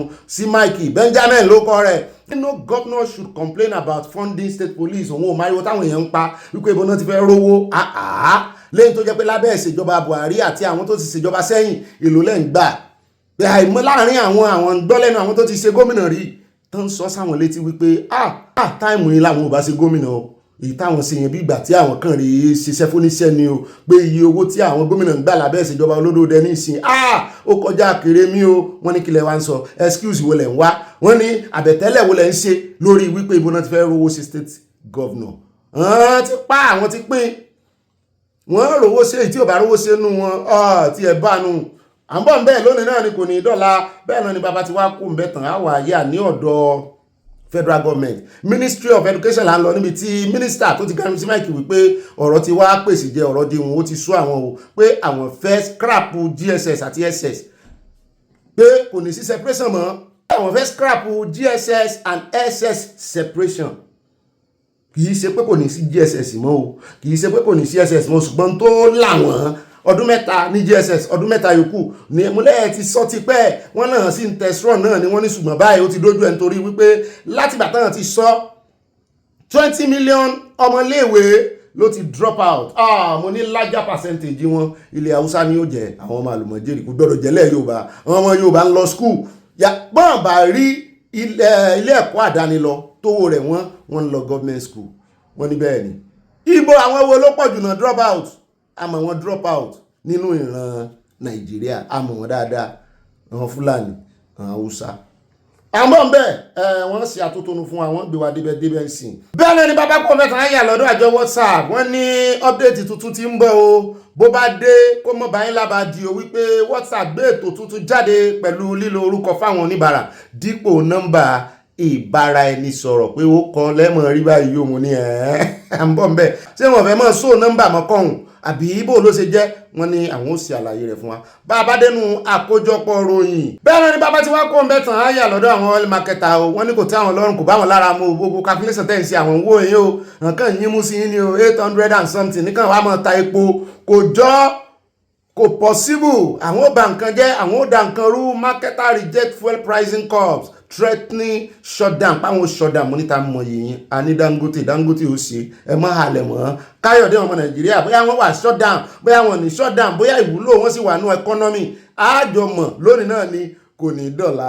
bẹ́ẹ̀ ilé táwọn afikáde gbogbo àkórí ìròyìn lẹ́ ayé àlọ́dọ̀ World Bank kẹ́mọ̀ pé lẹ́nujọ́ mẹ́ta IMF wọ́n tẹ̀ sí Nàìjíríà lójú owó tán expect kan yá wọn yá wọn àfi bá a ṣe gbọ́ ẹ̀sìn mọ̀ pé IMF àti World Bank ó jọ ń ṣiṣẹ́ pọ̀ ní àfi bá a ṣe gbọ́ wọn ní World Bank ti wá ní àwọn fẹ́ yá Nàìjíríà ní $1.25 billion pé gbogbo ọ̀nà tán ní ilé ìfilọ̀ yáwó ní UAE pé gbogbo ọ̀nà yẹn pátápátá ni wọ́n ń wá wọ́n ní wọ́n ti approve ẹ̀ báyìí o mo ní ayólódòdó náà sì tún gbà lọ́wọ́ wọn $5 billion tán wá lọ yá ní UAE nǹkan wọ́n ní àkọ́ àpò là ń kọ owó mo ní ṣé bí ìtòwó yíyá ni loan gbèsè mọ́ ní wọ́n ní wọ́n san wọ́n ní wọ́n ìjẹ gbèsè wọ́n ní yẹn wà ń bẹ̀ ṣùgbọ́n kásárì nǹkan fẹ́ fi ṣe abẹ́rẹ́ rí adúrú títì tán àpúrúfù ní ìṣẹ́yìn wà ń bẹ̀ ìgbẹ́ tí wà ń bẹ̀ gbogbo títì láyé olódòdó fẹ́ ṣe wọn tí ẹ̀ máa ń bóyá mo ní mo ti mọ̀ wípé tó bá ti ń kan second term rí iṣẹ́ iná tẹ́ rí lò láti jọ ẹjẹ́ ó di ìparí ọdún yìí iná sì lè mọ́ sí ségesège báyìí o èmi ń pamutéètì ní o wọn ò mọ kàmpéènì o rí gbogbo olóṣèlú ṣe mọ́ sínú gbogbo ẹ̀ ó kàn dédé tún mọ́ dùn ní lóúnjẹ ó wàlẹ̀ lépo mọ́ ṣe yàrá yóò lò ẹni mọ̀ wípé wọ́n fi tì níwájú ni wọ́n yín ilé kan náà wọ́n tún fàtẹ́gùn sí i àwa wò bóyá ọmọ Nàìjíríà ò tún rè pariwo lé World Bank lórí bóyá ìjọba Nàìjíríà ó sì sọ pé àwọn ti rè yáwó ní UAE àwọn ò ní ìdí ẹ̀ mọ̀ ṣé ẹ mọ̀ wípé àwọn ará bíi iná ìkà ni wọ́n àti World Bank àti IMF èyí lẹ́ ń pariwo gbogbo pọ́lísì àrí olódòdẹ ó bá yín lára mu ó dà bẹ́ẹ̀ iná lẹ́tún ní rárá gbogbo ibi tán náwó sí tí ì rí àwọn aráàlú ò tí ì rí ebẹ́ ilẹ̀ ń kọ́ wọn báyìí náà ebẹ́ ilẹ̀ ń yá wọn lówó wọn wá yarí pa àwọn òyàwó lọ́wọ́ yín wọ́n gba bòmí lọ ẹrù pọ́n ní rówó yá ń bòmí ni ẹrù pẹ́yìn nìkan ni gàlégàlé wọn pọ̀ wọ́n ń tẹ gọ́ọ̀mẹ̀ntì olódòdẹ bíi remote yẹn yà já remote gbà mọ́ wọn lọ́wọ́ ó ṣe wáá jẹ́ bàtàn lọ kí nínú ìsìn tẹ́ bá mọ̀ pé dúró lórí ọ̀rọ̀ yìí kí ló mú yín approve owó tẹ́ fi wọ́n ṣàkọsí tẹ́lẹ̀ wọ́n ní lọ́wọ́ wọn dín ẹ̀rọ ó dà ń bọ̀ a sọ gbogbo ẹ̀lẹ́kùnrẹ́rẹ́ bá bá dénú àkójọpọ̀ ròyìn àní rí jù báyìí lọ nínú gbogbo àwọn àkórí ìròyìn wa ara ìfẹ́ lójú Ọlọ́run ó fà ìgbà wa bàbá dénú àkójọpọ̀ ròyìn àwà tún ráàyè mọ́ mi mo dúpẹ́ mọ́ mi Adénúgàwílà mo rọwọ́ yín yọ yẹn kò ní yẹ ẹ lẹ́ o ó yá níbà ìjà wọnú Abala Sanawole lọ níbi tí kò ti sáàyè fún Sharia law jihadism àbí blaspheming law kò sáàyè fún banditry àní kò sáàyè rárá láíláí no forever èbó iná ni ó ti fẹ́ hàn lé kò sáàyè fún agbésùnmọ̀mí ẹwẹ́yẹ ẹsẹ̀ múṣàn ọlọ́ṣà ẹsẹ̀ sínú ẹsẹ̀ gbébòrùn gbéfìlà ẹwẹ́yẹ káṣe alápẹ̀rẹ̀ kétu alápẹ̀rẹ̀ mórí yín ń ta ó funfun kìnìún pàkà báwa ṣe mọ́ ìyà bí inú ẹ̀yìn tẹ́ ìṣẹ̀ ń jọ ìwà bó bá ṣe ń kàyéfì ìdílé kan bí o ìdílé aláyọ̀ ní afẹnukò wọn ìbúyàn bí o bẹ́ẹ̀ bá bú kan nú wa bá ṣe àásù tí ẹ nítọ̀ ní o ìsọmọdé ìsàgbà èmi tí ẹ lámì ní gbójú mi lẹ̀ kí tàlùwọ̀ kó wọ̀ kẹ́ ẹ máa rin àwọn bàbá mi fi ń bí àwọn mọ̀mọ́ mi irọ́ o ẹ bá ṣe ń jọyìn wa èyí tẹ́ ẹ̀ tí mọ̀ wá là ń sọ bẹ́ẹ̀ fún o bẹ́ẹ̀ náà sì ṣe wá jọyìn wa ní gbàkéra rìn tẹ́ wá rí bẹ́ẹ̀ bá wá rí àwọn èèyàn tó kódà nígbà tó bá jẹ́ mi gan-an ni mo ṣẹ̀ kẹ́ wá rí àwọn èèyàn ká wá rí èèyàn kan tó fẹ́ mọ́ bú mi ẹ wá wò mọ́ mi ó sì mú ọjà wọn àwọn bá mi náà ń kọ́ bá mi akíyèmí òní pọ́npọ́n náà yọ ti olúwa ẹ̀ irú ẹni bẹ́ẹ̀ yóò yẹ ibò ní yẹlẹ ilé aláyọ̀ yóò ní bàjẹ́ o ó dá o alákọ̀ọ́kọ́ náà Abala Sanawole ẹjẹ́ àyà ní Ọ̀ṣun state níbi tá a ti kófìrí gómìnà wọn ló lọ lé opposition mo ní ajá rẹ̀ relé ẹkùn wọn ní kò sọ̀rọ̀ ajá relé ẹkùn bí wọ́n ní àwọn olóṣèlú ló báyé jẹ́ wọ́n ní ọ̀pọ̀lọpọ̀ wọn náà àwọn aráàlú náà àríran tààràtààrà dé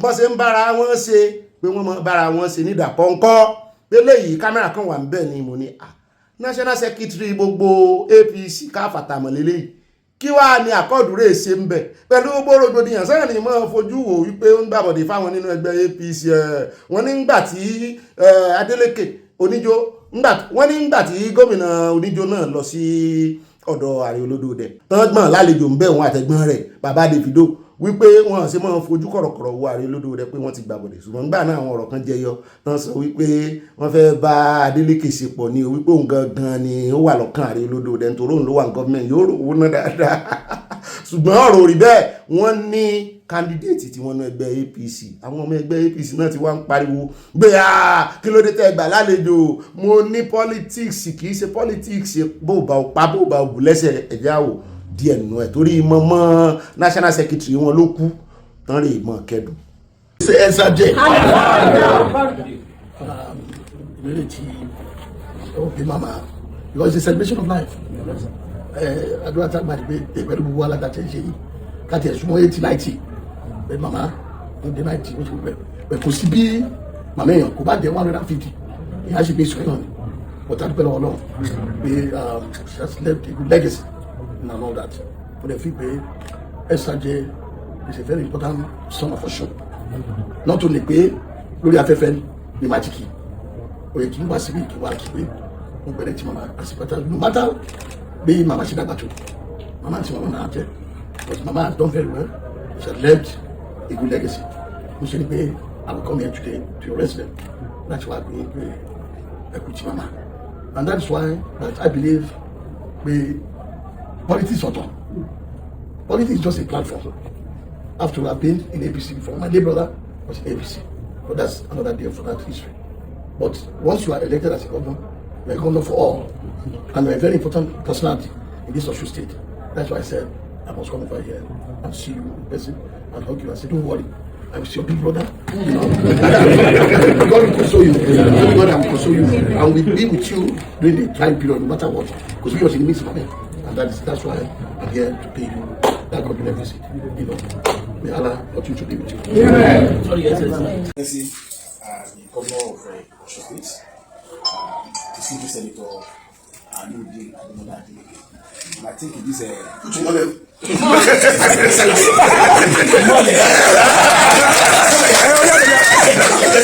I will not be your side. And I wanted to say that even in this old or now, you know, only two of us can call ourselves senators. Senator apart from and the governor and the right honorable speaker of the House of Assembly. I also say your message. Thank you. And of course, I have my colleagues here. B. Odulade, they call my brother, Professor Adeleke, who is bearing the same name as and the other colleagues. And we are going to take his weight now. So that by September, we'll check whether his weight has accumulated to be able to do so. And everybody, and Bodam Mulu, and the latest Alaji, even though she will not bring a same water for him, I'll take it. And I think I appreciate you on behalf of our family for this visit. Yesterday, when my friend and the comrade, we came long time because both of us were expelled from 1982. ó náà lẹ ti rí yan ẹgbẹ́ sódùn mọ́ yín ṣe faramọ́ ẹ fọwọ́ sí pé bó ṣe yẹ ká mọ̀ sí òṣèlú rèé kódà kẹ́ ẹ mọ́ gbà fúnra yín politically ṣùgbọ́n ní ìbáṣepọ̀ lé àárín ara wa síra wa gẹ́gẹ́ bí èèyàn sí èèyàn ká mọ̀ bára wa sí dáadáa bó ṣe yẹ kó rí nìyẹn ó dẹ̀ já tẹ̀wájú àròjọ́ mùsùlùkùn o ẹjẹ́ wáyà nínú ìròyìn tí ọmọ tẹ̀lé afẹ́fì nǹkan kan hàn yín lórí ọ̀rọ̀ epo pupa wọ́n ní gbogbo tẹ́ bá ń jẹ sẹ́nu ní ìsìn dìrẹ́ táwọn èèyàn fi ń ní àrùn àìsàn kíndìnrín àìsàn inú wọn ló ní agbára o pàápàá jùlọ oríṣiríṣi epo pupa èbó ò lè epo pupa ń ti àwọn ìjẹpo pupa àwa náà lè epo pupa wọ́n ní káwá mọ́ mójútó ẹmọ̀tẹ́lẹ̀ náà àwọn èèyàn wọn ti ń sáfẹ́ epo pupa nítorí pé ẹsẹ̀ náà mọ́ fi ìfọ̀lẹ́kù ṣùgbọ́n nígbà tí tẹkinọ́lọ́jì ti dé ní ìsìn tí China ti kó ẹ̀rọ dé àwọn èèyàn ti ń fi ẹ̀rọ ìgbàlódé fọ epo ṣùgbọ́n kí wàá tún ní tàwọn oníkọ́lọ́rìn kí ni àwọn títí máa da nǹkan míì mọ́ tí gbogbo ó wà pupa yoyoyo epo pupa tá à ń lò láyé ìgbà náà kì í pupa yoyoyo báyìí ògèrè epo ẹ̀rí mi báyìí bí ẹ̀jẹ̀ ni ó ṣe rí yóò wà òfa pupa ẹ̀jẹ̀ á gbọ́ bí àwọn ará ọjà àtàwọn oníbàárà wọ́n sì máa da epo pupa mọ́. According to statistics, Nigeria is the 4th largest palm oil producer globally, churning out over 1 million metric tons annually. It's a staple of our heritage, but our national appetite appears larger than our harvest. The widening gap between supply and demand has given birth to a lucrative yet lethal underground industry. These are oils where they take either the dura or the tenera in small quantities and then they mix them with fillers. These fillers I'm talking about range from cornstarch to grease to paraffin to transformer oil. And then this, because those fillers don't have the natural color of palm oil, they then use dyes, Sudan 3, Sudan 4, carcinogenic dyes. And the problem with this is that it's very difficult for most Nigerians to tell the difference between both. And when you consume these oils over a period of time, you find that this person goes down with cancer at some point. Some oil foam, if we put it in the pot like this, it will foam. That foam that is foam is not because of the oil is soap, it's not soap. Because some palm kernel oil, we have native oil and agric. So that agric can foam, but they cannot give you bad taste. It's actually very easy to get the bad ones because they are the ones that are most rampant. So most time when I buy oil, how I know the good one is by the color and by the taste. Many a times when you buy bad oil, once you put it on fire, it starts to foam. And some of them use this like bad oil. And the worst is during like little cold weather, they just congeal. It will make some soup, like native soup, it will make it to black. And the effect of that oil in the mouth, when you eat it, it will be as if the thing is gumming your tongue. But how do you spot the poison in your pantry? The first thing to look out for is smell. You smell your oil, you're not getting that fruities, you want to start to check these other things. You want to check, you want to heat it a bit and see how much smoke is emanating. If you're getting a lot of smoke, black soot, do not consume that product. And then if you pour out, even without heating, you pour out the oil and at the base of it, where you're expecting your fiber, right, you're beginning to see a sticky, gluey substance. That's not oil. The human cost is devastating. The National Agency for Food and Drug Administration and Control, NAFDAC, has repeatedly raised the alarm, categorizing Sudan dyes as severe health hazards. In fact, in 2024, we went around the entire country from one state to another, to sensitize the public against the use of buying such products. What you need to watch out for and what you need to be careful in buying.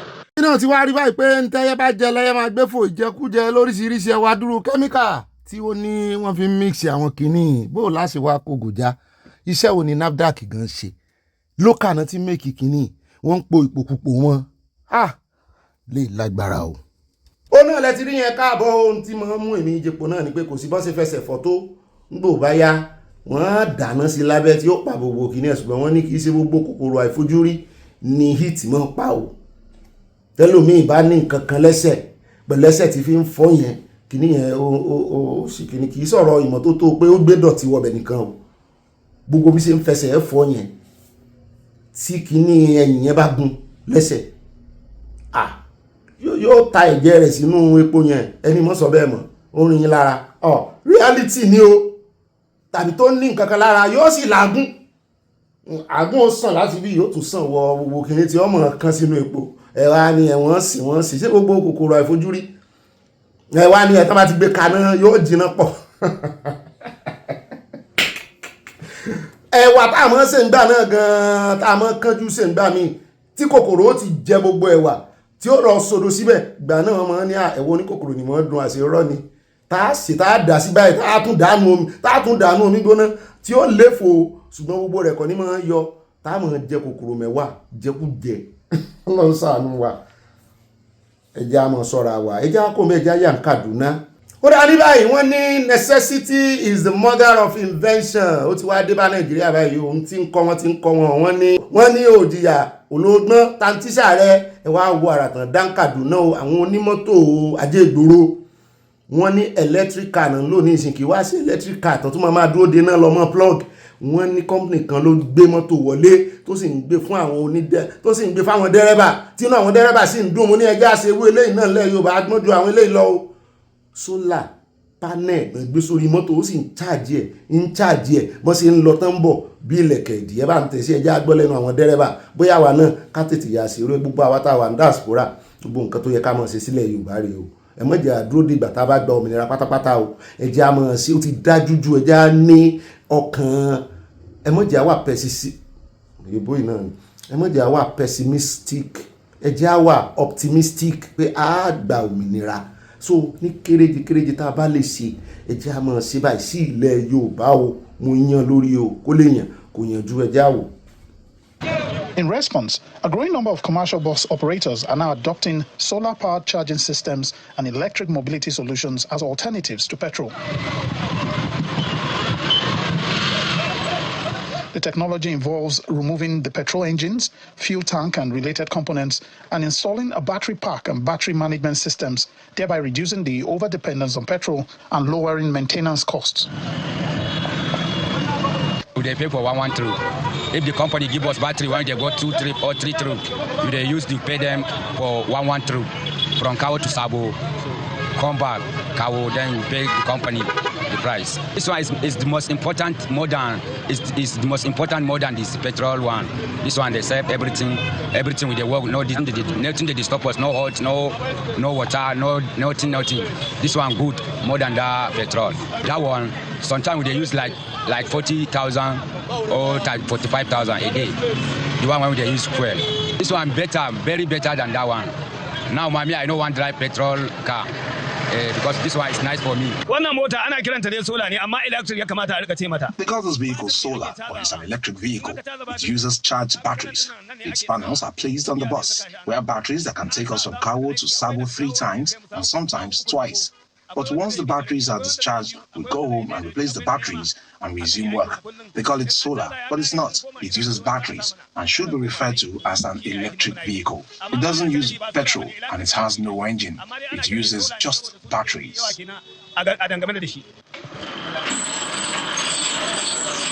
Channels Television visited the company where the conversion is taking place in the Kawo area of Kaduna Metropolis. There, the managing director takes us through the processes using local technicians and about 70% of imported kits. We convert it to solar from the engine to solar. So we imported the items mostly. Most of the 70 of the items are imported. So that's what we do. After we import the items, we have partners abroad. After we give them the things that we need, they do the production and send the items. According to experts, the shift is driven by economics and environmental concerns as drivers search for cheaper and more reliable ways to operate. We charge it off grid.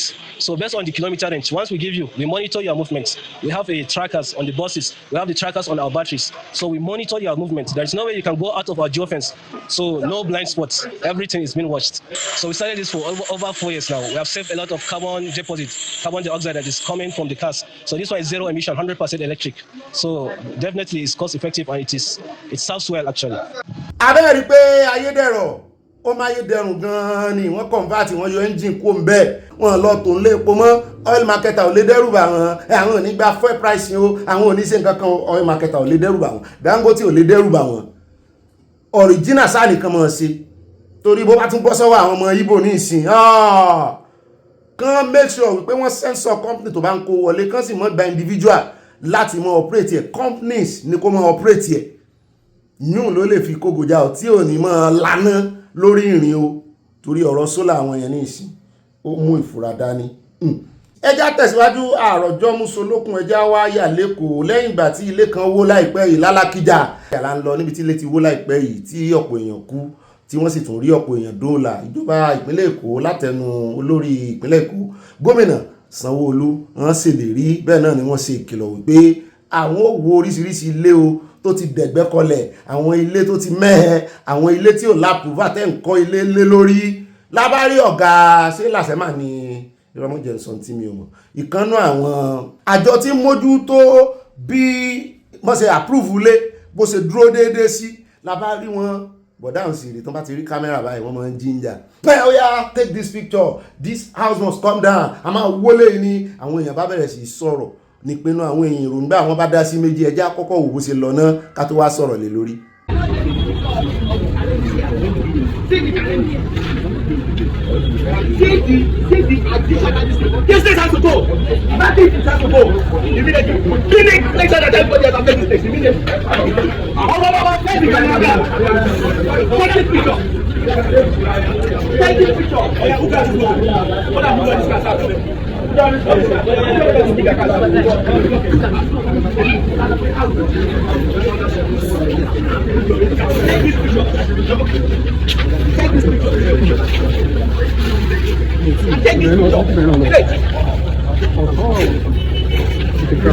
Take that picture. Take that picture. Take the picture from here to this place. I call you after people. Go and do hours.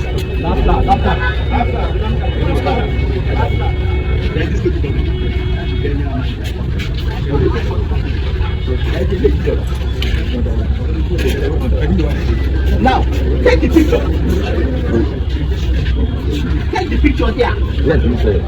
And you're taking the picture. You can see how the cross along. This one, look at the water. Look at the drainage. Make it close. Then, where is this gentleman? Akisoya, engineer Akisoya. Oh. Okay, solid material testing. Go away at laughter. They will make the decision. It's coming out. Give them information and let them give them instructions that they should evacuate this place, and this place should be subjected to a serious testing. What's the government? Ó dẹ̀ káàbọ̀ padà ṣùgbọ́n táwọn ọmọ Nàìjíríà míì sọ rèé o pàápàá jùlọ àwọn ẹnjìníà tó mojú ẹ̀ wọ́n ní gbogbo ariwo tẹ́ ń pa yìí wọ́n ní ẹ má dẹ́rù bà àwọn ará àdúgbò jàre àtàwọn ará ilé ìmí ò lówó lọ́wọ́ mo ní ṣe kò lówó lọ́wọ́ wá nìkan dẹ́mi ara wọn légbodò wọ́n ní ṣe wọn ríran wọ́n ní check up mélòó làwọn aláṣẹ náà mọ̀ ṣe tí nǹkan bá ti ṣẹlẹ̀ lẹ́mọ̀ rí wọn tó bá tún ti rọlẹ̀ náà nísìn ẹ̀tún ní rí wọn mọ́ every year ló yẹ kán wọ́n ṣe check up lé kán wọ́n ṣe ó ní time tí o gbọ́dọ̀ ṣe renovation lé níbi wọ́n mọ̀ wọ́ ni mọ́tò gan tó bá ń gbé kiri bọ́ bá dọ̀tí èmi ìwọ̀n ọ̀pọ̀lọpọ̀ àwọn ọmọ èèyàn fún mọ́tò ti dọ̀tí o mọ́tò fífọ́ náà sì rèé ó tó bẹ́ẹ̀ kó o gbé mọ́tò rẹ̀ síta kó o rí mọ́ fomi fọ̀ bó bá rẹ̀ tó ń fomi fọ̀ mọ́tò oníkìní kan tí ó mọ̀ fi nù kò ní mọ̀ da omi lé mọ̀ da ọṣẹ sí títì yọkàn mọ̀ fi kíní yẹn bí ìgbà tó bá ń fi kíní yẹn mọ́ọ̀pù mọ́tò wàhálà ni tí ó fi fọ̀ tán tí ò bá fẹ́ lọ sí ibi tí ń fowó fọ̀ ó sì nídìí nítorí wọ́n fẹ́ kí kẹ́míkà ọṣẹ kankan kó ta sí gbogbo ilẹ̀ torí wọ́n mọ̀ wípé ewéko igi táwọn gbìn inú ilẹ̀ náà ti ń mu omi gbogbo ohun tó bá fẹ́ ṣe ní gọ́tà ni ẹni tí ó bá sì fi kíní yẹn fọ̀ náà sórí gbogbo àwọn manhole tó máa ń wà lẹ́gbẹ̀ẹ́ kíní yẹn yóò gbé mọ́tò rẹ̀ súnmọ́ bẹ̀ ìtìjú òtí ẹ̀ nìjẹ́ ó fọ mọ́tò ń ta ìtìjú ò nìjẹ́ ó fọ wọ́n máa ń nù mọ́ lára ni tàbí kó gbé lọ síbi tó ti lọ self wash yẹn so nídìí èyí wọ́n ní gbogbo ariwo tẹ́ ń pa yìí bí nǹkan bá ṣẹlẹ̀ náà lẹ̀ mọ́ pa àná àríyìn náà ẹ wo omi ẹ wo àgbàrá òjò ẹ má bínú wa gbé àwọn fídíò kan fúnra wọn ìkan Ghana ìkan Lagos ẹ jọ̀ọ́ ẹ má bínú ibi tán ti ń fa ọmọ jáde yẹn wọ́n ní ti Ghana ni o wọ́n ní kì í ṣe kò ẹ wá wo katapila ní òjò náà lẹ́sẹ̀ wá gbé katapila jáde tẹ́ẹ̀sẹ̀ wá ń wọ́ kìíní mo ní kì í ṣe ẹbí àwọn aláṣẹ pátápátá o mo ní àwọn èèyàn náà kàn dàdọ̀tí sí títì náà ìkà ni wọ́n ṣèjọba ló wá da dúró dọ̀tí yẹn sí títì ni ṣùgbọ́n àwọn èèyàn ní gbogbo ariwo tó ń pa ìkan lọ sáàrin Èkó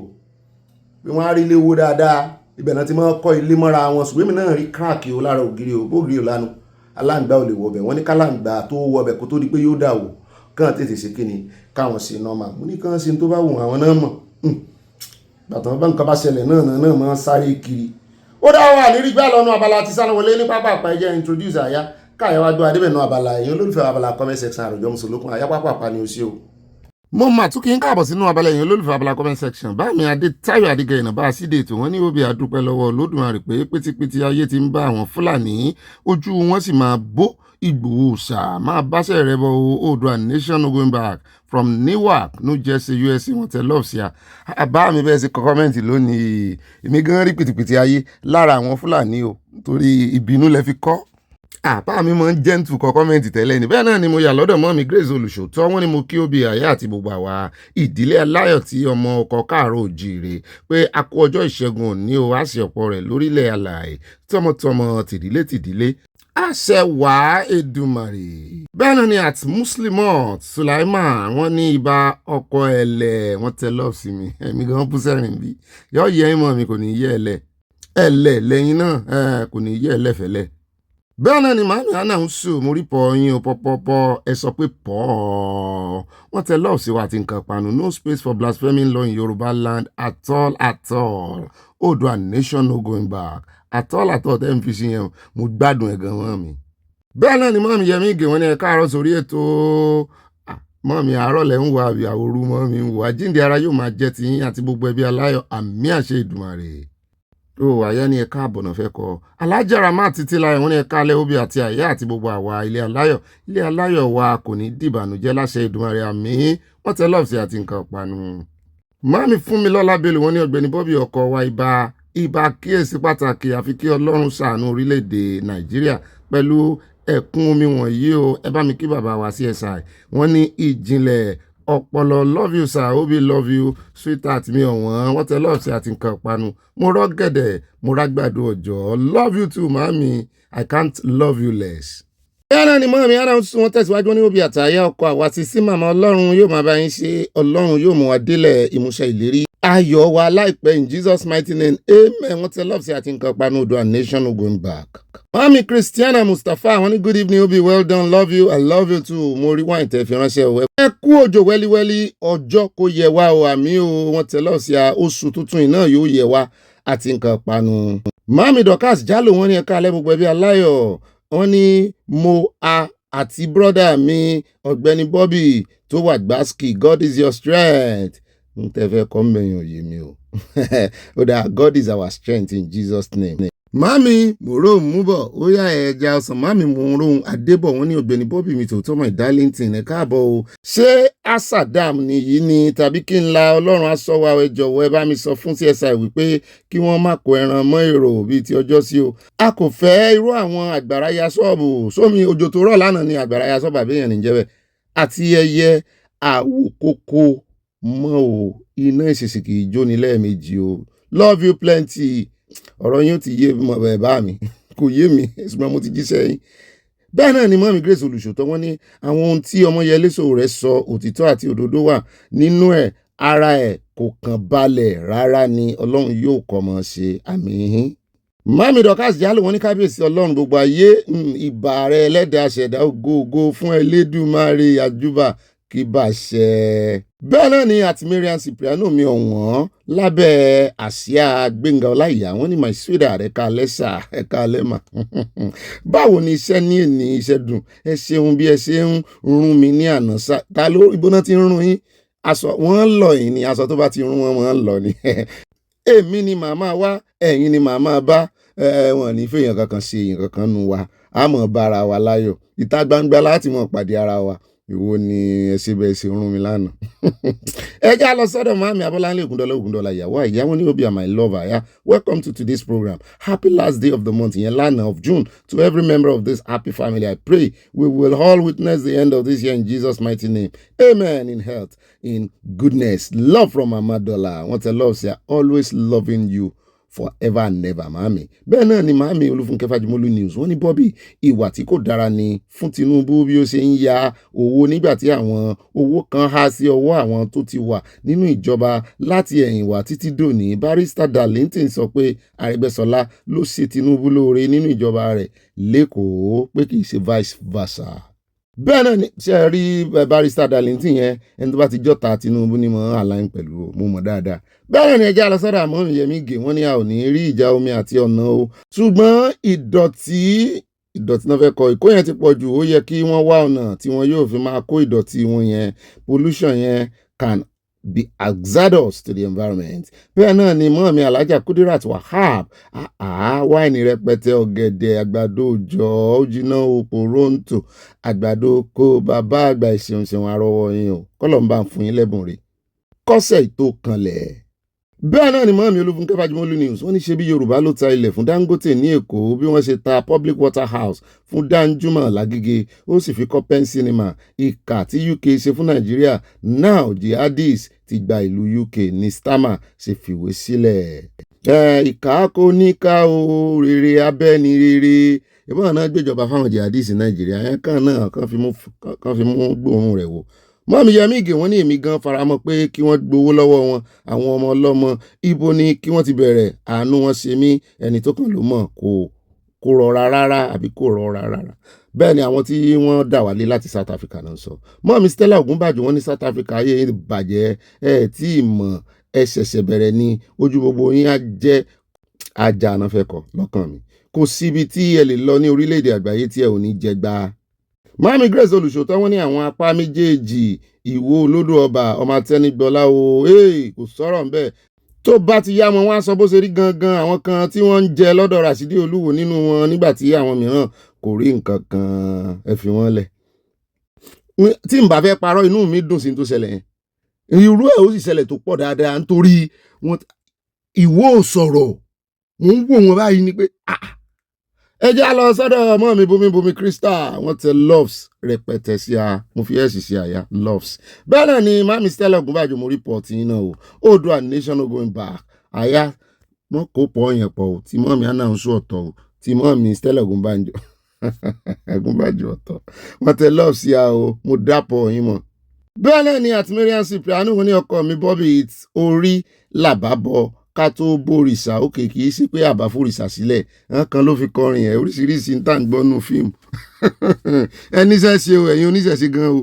Mọ́mí Grace olùṣòótọ́ wá sí lálàyé rẹpẹtẹ wọ́n ní kìràkìtà ò dọ́là o wọ́n ní orí ló ń dọ́là kò ní orí ló ń dọ́là kò ní ẹ̀dá mi gbé tèmi kò mi àwọn mi ti ń kọrin lọ mọ́ jẹ́ ń sìn wọ́n wáyé tọmọtọmọ tìdílé láṣẹ Èdùmàrè orí bá mi ṣe tèmi o orí o bá mi ṣe tèmi orí ò ṣe tèmi fún mi yóò ṣe ti gbogbo wa fún wa o.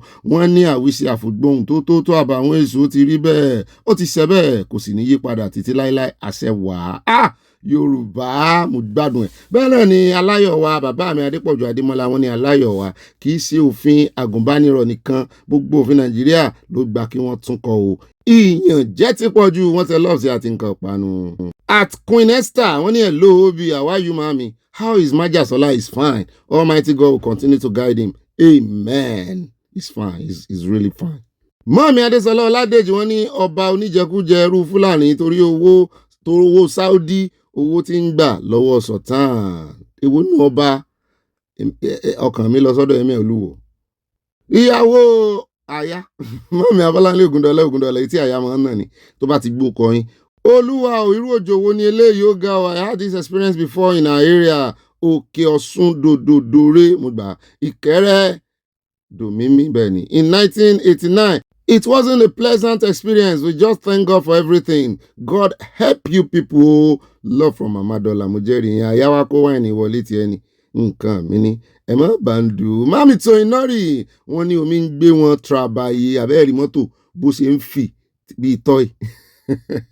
At Ellen Adégòkè àìmọ̀pọ̀ ọdún kan wọ́n ní ohun ayé abáyé lọ o ẹni kò bá mọ bẹ́gbẹ́ òun ṣe ńlá ó máa sáré kú ní ìsàlẹ̀ ọ̀rọ̀ lẹ́gbìn ọ̀rọ̀ ńlá ọ̀rọ̀ kàbìtì látòrí ìtẹ́ mímọ́ mo rántí Gbẹ́ngà Adébóyè. Bẹ́ẹ̀ náà ni Mami Tóyìn Nọ́rì wọ́n ní Ṣòwòrẹ́ yìí gan-an mean àwọn people yìí àwọn mean ara wọn o kò ràn anybody.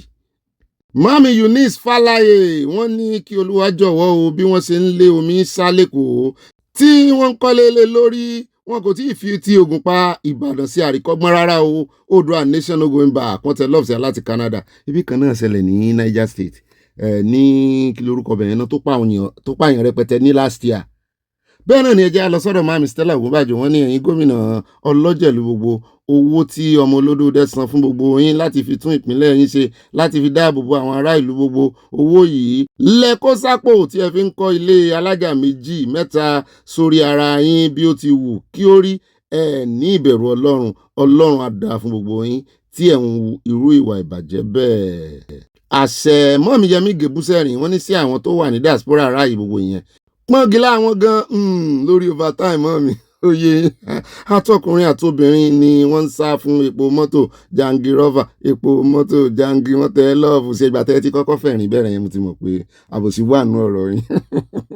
ẹ já lọ sọ́dọ̀ àtidébọ̀ adéròmú wọ́n ní mò ń gbọ́ wípé Accra ní Ghana ní àkàlẹ̀ móhùnmáwòrán tí wọ́n ti ń yọ àwọn ọmọ nínú omi ti jáde wá kì í ṣe Nàìjíríà ti Èkó Lagos yàtọ̀ díẹ̀ o bẹ́ẹ̀ ni alọ́pọ̀ arúpọ̀ mọ́ra wọn ni o ó yẹ kí n fi ti ìgbà tí mò ń ṣe narration yẹn ti Èkó ló yẹ kí n fi sí iṣẹ́ àwọn kí mo dárúkọ pé méjèèjì láàlò àti Ghana àti Èkó lápapọ̀ but fọ́nrán yẹn gbàtàn edit iwájú náà lọ fi ṣe mí ò tiẹ̀ wò mo kàn ń ṣe kí ni lọ sórí ẹ̀ ẹ mọ́ bínú àti ṣe gáfárà àtọrọ ọ̀dáríjì bẹ́ẹ̀ náà ni mọ́mí Josephine Aláwìyé grandma mi dáadáa láti London ó ní òbí àti àyà mi ọ̀wọ́n mọ́mí ẹ̀ gbọ̀pọ̀ lọ́wọ́ wa ọpẹ́ fún ẹlẹ́dàá fún oṣù tuntun July àwa ilé aláyọ̀ eré kàbìtì o Oòduà nation no going back CSI àlàáfíà Ọlọ́run yóò máa pẹ̀lú rẹ̀ àmín no sharia law in Yorùbá land at all wọ́n tẹ lọ́ọ̀sì àti nǹkan ọ̀pànù mọ́mí yóò dà fún ẹ ṣeun ìgbà gbogbo ẹ ṣeun ọjọ́ gbogbo. Mọ́mí Florence Alade wọ́n ní òbí àtàyè ẹkú iṣẹ́ òní o mọ́mí bò níṣẹ́ lọ́dọ̀ tí náà yàrá mélòó ni sẹ́nítọ̀ yìí máa sùn kílẹ̀ ò tó mọ́ ó lè mọ sùn káàkiri kó sùn 30 minutes bí kó tún lọ wò mí kó sùn 1 hour owó tó jẹ́ ti ọ̀pọ̀ ènìyàn ló fi kọ́lé láìmọ̀ pé asán nínú asán ni ohun tí ó kójọ ò no sharia law in Yorùbá làwọn tẹ lọ́ọ̀sì àti nǹkan panu ṣe rí ẹni tó máa jèrè ilé yẹn tó máa yẹn rí tiẹ̀ làánú rẹ̀ ṣe nítorí kò ní rówó tí ó fi maintain yẹn owó tán fi maintain irú ilé yẹn. Mami to Inori, when all Africans should fix their countries. This is a wake-up call to everyone in diaspora. Don't feel too relaxed in another man's country. Bó lẹ ṣe mọ̀ wọ́n mi. Ti South Africa yìí, ó ń ṣe mí bí.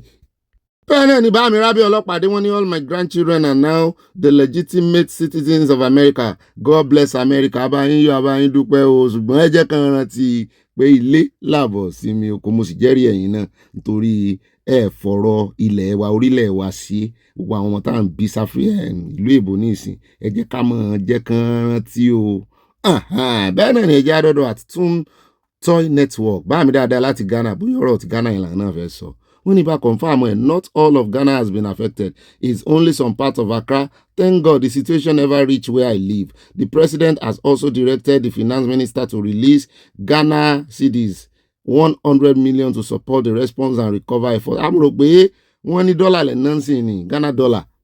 Bẹ́ẹ̀ náà ni àtìmọ́mí Adésọlá Ọládèjì wọ́n ní kí ni ìyá yìí ń sọ náà yẹn àti Rẹ̀mí Tinubu wípé àkàrà mélòó ni àwọn ọmọ rẹ̀ ẹbí rẹ̀ ń tà ẹ̀yìn kàbúrúkú yìí. At Rẹ̀mí Yekan Trump wọ́n ní Ọ̀gbẹ́ni Bobby why Arole 1010 ẹkùn security can't defend their fellow Nigerians in South Africa. Kí ló dé tẹ́ ẹ tún béèrè irú question báyìí n tó bá wọn ò ń ṣe ọ̀rọ̀ ẹkùn security ilẹ̀ Yorùbá lẹ́kùn security bá mi question yìí oníbà o sánsẹ̀ yìí ni èmi ò béèrè wọn. Flooding, it's not climate change, it's government mismanaged. God bless America. Climate change wà lára rẹ̀ o. Ìgbà tó yẹ kójú rọ̀ ẹ wo ìgbà tójò ń rọ̀ ẹ wo bó ṣe wá tún rárọ̀ jù. Ọ̀tọ̀ ní ti gọ́ọ̀mẹ̀ntì lóòótọ́ ọ̀tọ̀ ní tàwọn èèyàn náà ti ń dá dọ̀tí lóòótọ́ ṣùgbọ́n climate change gangan bàbá. Ó rẹ̀ já yà lọ́dọ̀ ìyàwó mi ọ̀wọ́n fund mate hair braiding ẹlẹ́ Amazon ẹ kálẹ̀ wọlé o Ọlọ́run ṣàánú àwọn ará Èkó yìí o Trump fúnra ẹ̀ ọkọ mi ẹ wá fún mi lówó mo fẹ́ máa ta àkàrà àtàgbàdo I love you always love you too baby. Wọ́n ní àwọn fẹ́ mọ gbégbé àgbàdo àtàkàrà ẹgbẹ́ ọ̀sẹ̀ fọwọ́ sí gbogbo ilé ibà màámi àti báàmì Abduldaman Káfí wọ́n ní àyà jọ̀ọ́jọ̀ọ́ má jẹ́ káwọn pípò yìí gbé amọ́ra o pẹ̀lú gbogbo bí wọ́n ṣe ń deny àwọn Fúlàní darandaran yìí ǹjẹ́ wọ́n ti ever agree pé kí a ṣe ìdájọ́ tó bá tọ́ àti èyí tó bá yẹ fún àwọn tí ọwọ́ bá tẹ̀ kí ni wọ́n ní kí gọ́vnà Edo ṣe ní ìgbà kan àti kí ni Sultan sọ recently tàbí kí ni wọ́n rí sọ sí gọ́vnà tó ní family àwọn ní gbogbo Fúlàní inú desert Africa káàkiri àwọn rí nǹkan kan ṣe lóòótọ́. Bá mi tẹ̀ wájú wọn ní òbí oyè yìí ò àpapọ̀ ju oyè mélòó láti ìwà jẹ́ oyè mélòó láti jẹ́nu ọdún iná tó ti wọ 1000 wọ́n ní ara oyè náà nìyẹn o ẹ sì máa jẹ oyè ṣókòmìlò ogbó ẹ̀ lájẹpọ̀ ẹ sáà gẹ̀ẹ́tì ẹ̀ láìsàbòsí àmúgẹ̀ẹ́tì àbòsí yín ẹ bá wa ṣe rótà fún àwọn orogún ẹlẹ́àtẹ́mù torí pé ọmọ búure ewu tí inú ẹbí wa kí lẹ́yìn dá sẹ́bí wa fún ẹlẹ́yà ọ̀fẹ́ kan fẹ́ tọ̀hún dùn ó kí bàbá ìyàwó mi mọ̀ ni mò ń bá rí mo kọ́rọ̀ mi jẹ mo ti gbàgbé pé inú ẹbí kan náà làjọ wà. Mọ́mí Yẹmí Ìgè wọ́n ní àsìkò yìí lágbára o kí wọ́n jẹ́ kí oníkálukú lọ sin orílẹ̀-èdè wọn ní stéètì wọn. Ojúlàlá kan fi sọ̀rí stéètì láti gbà bẹ̀rẹ̀ sí í mú orílẹ̀-èdè wa ṣẹ wọ́n mọ nǹkan kan. Bámi Lámídì wọ́n ní ọmọ kóòtù òjíire Odùduwà Yorùbá ìdìdí ẹ má sùn ẹ bá wa pàṣẹ àṣeyọrí fún President Tinubu kó bá wa pàṣẹ àṣeyọrí fún Sunday Igboho irú ẹkùn kí ìparun máa bá ọ̀tá Sunday Igboho sà ní kíákíá àṣẹ. Bẹ́ẹ̀ náà ni àtìmọ́mi Josephine Aláwìyé wọ́n ní gbọ́mọgbọ́mọ Tiger Pedro ti wà láti 1958 ṣe ń gbọ́ ní Yaba area ọmọ I did girls school Montgomery Ọlọ́run gbà wá o àmì n ò tí ì mọ Montgomery pé ní Yaba ní gbogbo ìgbà tí n bá kọjá ń bẹ̀ yẹn màmí tí n bá wo skul yẹn mi ò mú orúkọ yẹn pè rí. Bẹ́ẹ̀ náà ni mọ́mí Adésọlá Ọládèjì wọ́n ní ìrankíran ìran òfò ìran ẹranko mo mọ ìran tẹ̀ ń bá wí kò yẹ lẹ́yìn àwọn ìran fúfúdé yìí. Bẹ́ẹ̀ náà ni láfikún wọn ní Ààrẹ Ọ̀nà Kaká jẹun. Bámi Adétáyọ̀ Adégẹyè lẹ́ẹ̀kan sí àwọn nọ́bà síde ètò wọn ní òbí Ààrẹ Ọ̀nà Kaká òfò òfò ni bá mi fi sí o. Lógun Ojó ó ti tẹ́rí gboyè kò sọ́gbọ́n tó lè ta. Ṣé Abíọ́lá lọ sójú ogun ní ohun tí kò yé ó pọ̀ ju èyí tó yé lọ. Bí Abíọ́lá yẹn náà tó lọ yẹn náà ojú ogun ni o.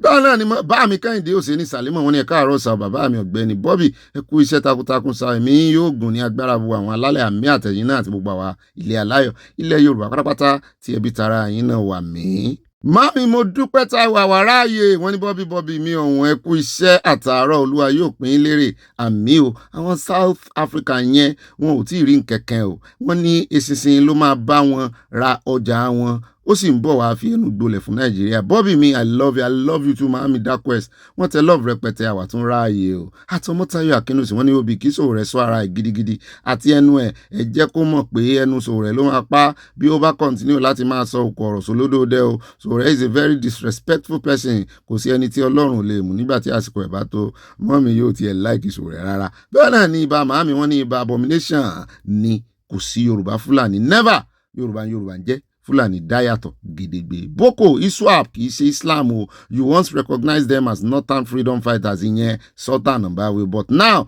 that God universally exposed your atrocities you try to denounce them. Ayatollah dey play lókọ̀ rẹ̀ àyà wọ́n ní distinguish rẹ̀ o ambassador tó múnádóko. Ẹjẹ́ ayé àlọ́dọ̀ àti Ọmọ́táyọ̀ Akínúsì lẹ́ẹ̀kan sí wọ́n ní obì àwọn Kàbá àti Ìgbò ní Sowore ń ṣiṣẹ́ fún irọ́ ni bàbá Òfòyè ń pa damage control ni bàbá yìí ń ṣe fún Olúwo amúgbó jagajaga. Gbogbo àwọn tó ń ṣe damage control fún amúgbó Olúwo ni Ọlọ́run máa ṣe ìdájọ́ wọn ní aláìláàánú àwọn ìlérí ibú gbogbo orí wọn bu irú àtògìrì àbí bẹ́ẹ̀ tó ráwà ìṣépè ń bí ẹ̀yin náà sì mọ̀. Àfi tó bá já àwọn agbésùnmọ̀mí á ṣe ń tààràtàrà. Bẹ́ẹ̀ náà ni Akóredé Ìyábọ̀ wọ́n ní ẹ̀ka alẹ́ Ọ̀gbẹ́ni Bobby ibà ọkọ̀ ẹlẹ́yà ibà pọ́ngilá pọ́ngilá èmi ọmọ tí ń jẹ́ bẹ́ẹ̀ Ọlọ́run má jẹ́ kí omi gbé lọ ní Èkó yìí o ẹ bá mi kí àyà àti gbogbo àwọn ilé aláyọ̀ gbogbo ilé wọn ń kí wa o àyà wọn ní kí ọ.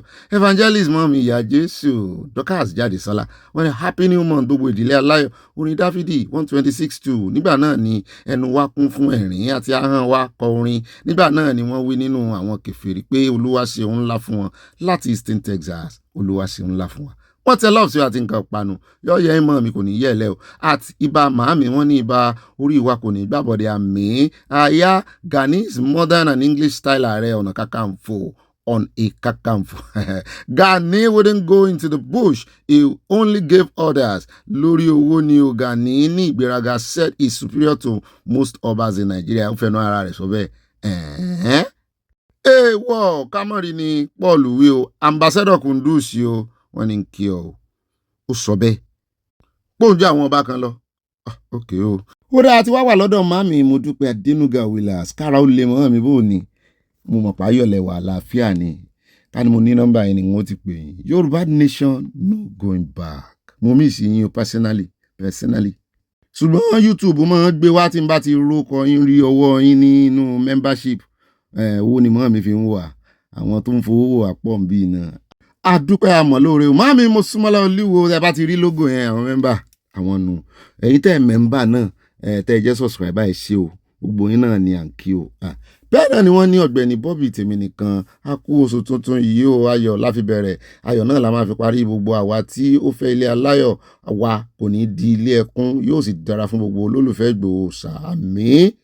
Yorùbá nation wọ́n ní má pẹ́ dé o màmí bẹ́ẹ̀ ṣe máa ń sọ fún wa tá a bá jáde nìyẹn má pẹ́ dé ọmọ mi ọkọ mi mo rí nǹkan àpanu tẹ́ fi ránṣẹ́ wọ́n sọ bẹ́ẹ̀ fún Yorùbá Nation Yorùbá ò ní pẹ́ dé Yorùbá Nation ò ní pẹ́ dé màmí evangelist mo padà dọ́dọ̀ yín wọ́n ní nínú oṣù tí a bọ́ sí yìí a máa kọrin tuntun a máa bú sáyọ̀ Olúwa máa ṣe ohun ńlá fún wa a máa ní ẹ̀rí agbára gbogbo àpapọ̀ ẹbí àti ọ̀rẹ́ máa bá wa gbégbá ọpẹ́ lórúkọ Jésù àmín màmí yóò yẹ yín platinum member mo rí diamond yẹn bó ṣe ń rò níbi iwájú orúkọ yín bẹ́ẹ̀ náà ni màmí unique baby girl wọ́n tẹ love sí wa 100% mọ́mí àríkẹ́ńkọ́ ní Egypt sẹ́ẹ̀bà ń gbúrò wọn.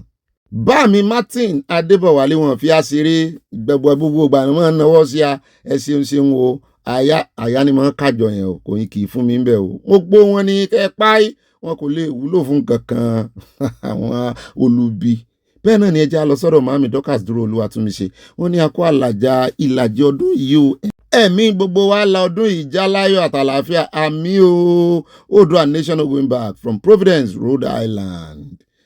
mọ́mí dáadáa sẹ́ẹ̀ ti dáríjì mi mo jẹ́rìí yín àti Fikayo Victor wọ́n ní akó ìfarajìn lórí ìkànnì yìí o Bobby sí o mọ kòkòndó mímímí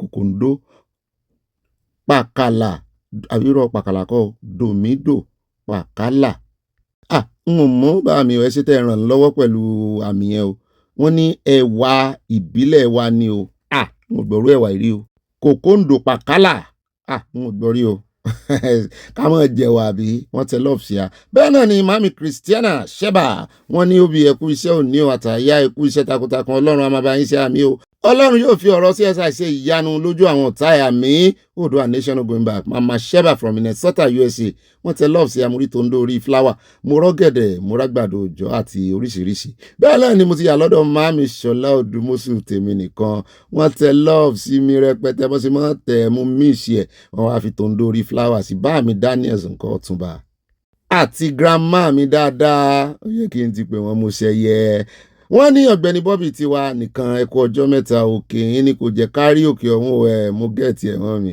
Olúwa máa bá wa ṣe o much love you too ṣùgbọ́n èmi náà ṣẹyẹ ó yẹ kí n ti check yín àbí grandma.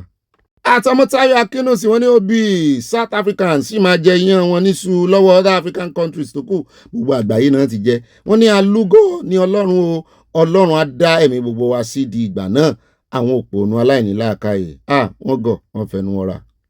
mọ́mí lùjẹ̀sà yọ̀yẹ̀yìn gold member wa ni wọ́n mọ́mí Elizabeth oyin ní àwọn Ọ̀gbẹ́ni Bobby èrè àìbàkà síwájú ibà ìbòyì náà ni ó sì ń ká mi lẹ́yìn o wọ́n ní kí Olúwa bá fi àánú rìn lórí àwọn ọmọ àti olùkọ́ wọn nínú oṣù tuntun yìí àmì o nínú oṣù keje yìí o perfect oṣù Olúwa bá wa tún orílẹ̀-èdè wa sí wọ́n tẹ love sí Oòduà nation no going back gbogbo Texas nǹkan bẹ̀ ẹ̀ mọ́ bá ń kí wọn o. ó ra àwọn ẹ̀ka àmọ̀ padà mo ti ń dúró dè yẹn rí pé mo ti lọ fàkọyọ fìlà ẹmu kan rí ní ìsinmi mo ní yóò sì dùn yóò lárinrin o. ó ra àwọn alákọ̀ọ́kọ́ nùrù ẹ̀wà nǹkan jókòó lẹ́ mọ́ bínú ẹ̀fẹ̀ fẹ̀rẹ̀gẹ̀dẹ̀ mọ́ fìgbádùn sáyọ̀ wíkẹ̀ndì là ń wò lọ́ọ̀kan yìí ó ti ẹ̀kú bí ọjọ́ mélòó kan mọ́ wọn dóde wíkẹ̀ndì ni bẹ́ẹ̀ náà ni bọ́ bá dilẹ̀ bó bá dénú yín báyìí ẹ̀ bá pín fáwọn olólùfẹ́ yín yóò jẹ́ gbogbo wa kò ní yẹ́ ẹ̀lẹ́ àjèrè àfèrè ìjẹ́kọ̀ alákọ̀ọ́kọ́ nùrù yín tó ní tá fẹ́ lójú ẹ̀mọ́ bá pín ẹjẹ́ àyà lọ́dọ̀ World Bank tán náà ṣe approve $1.25 billion for Nigeria.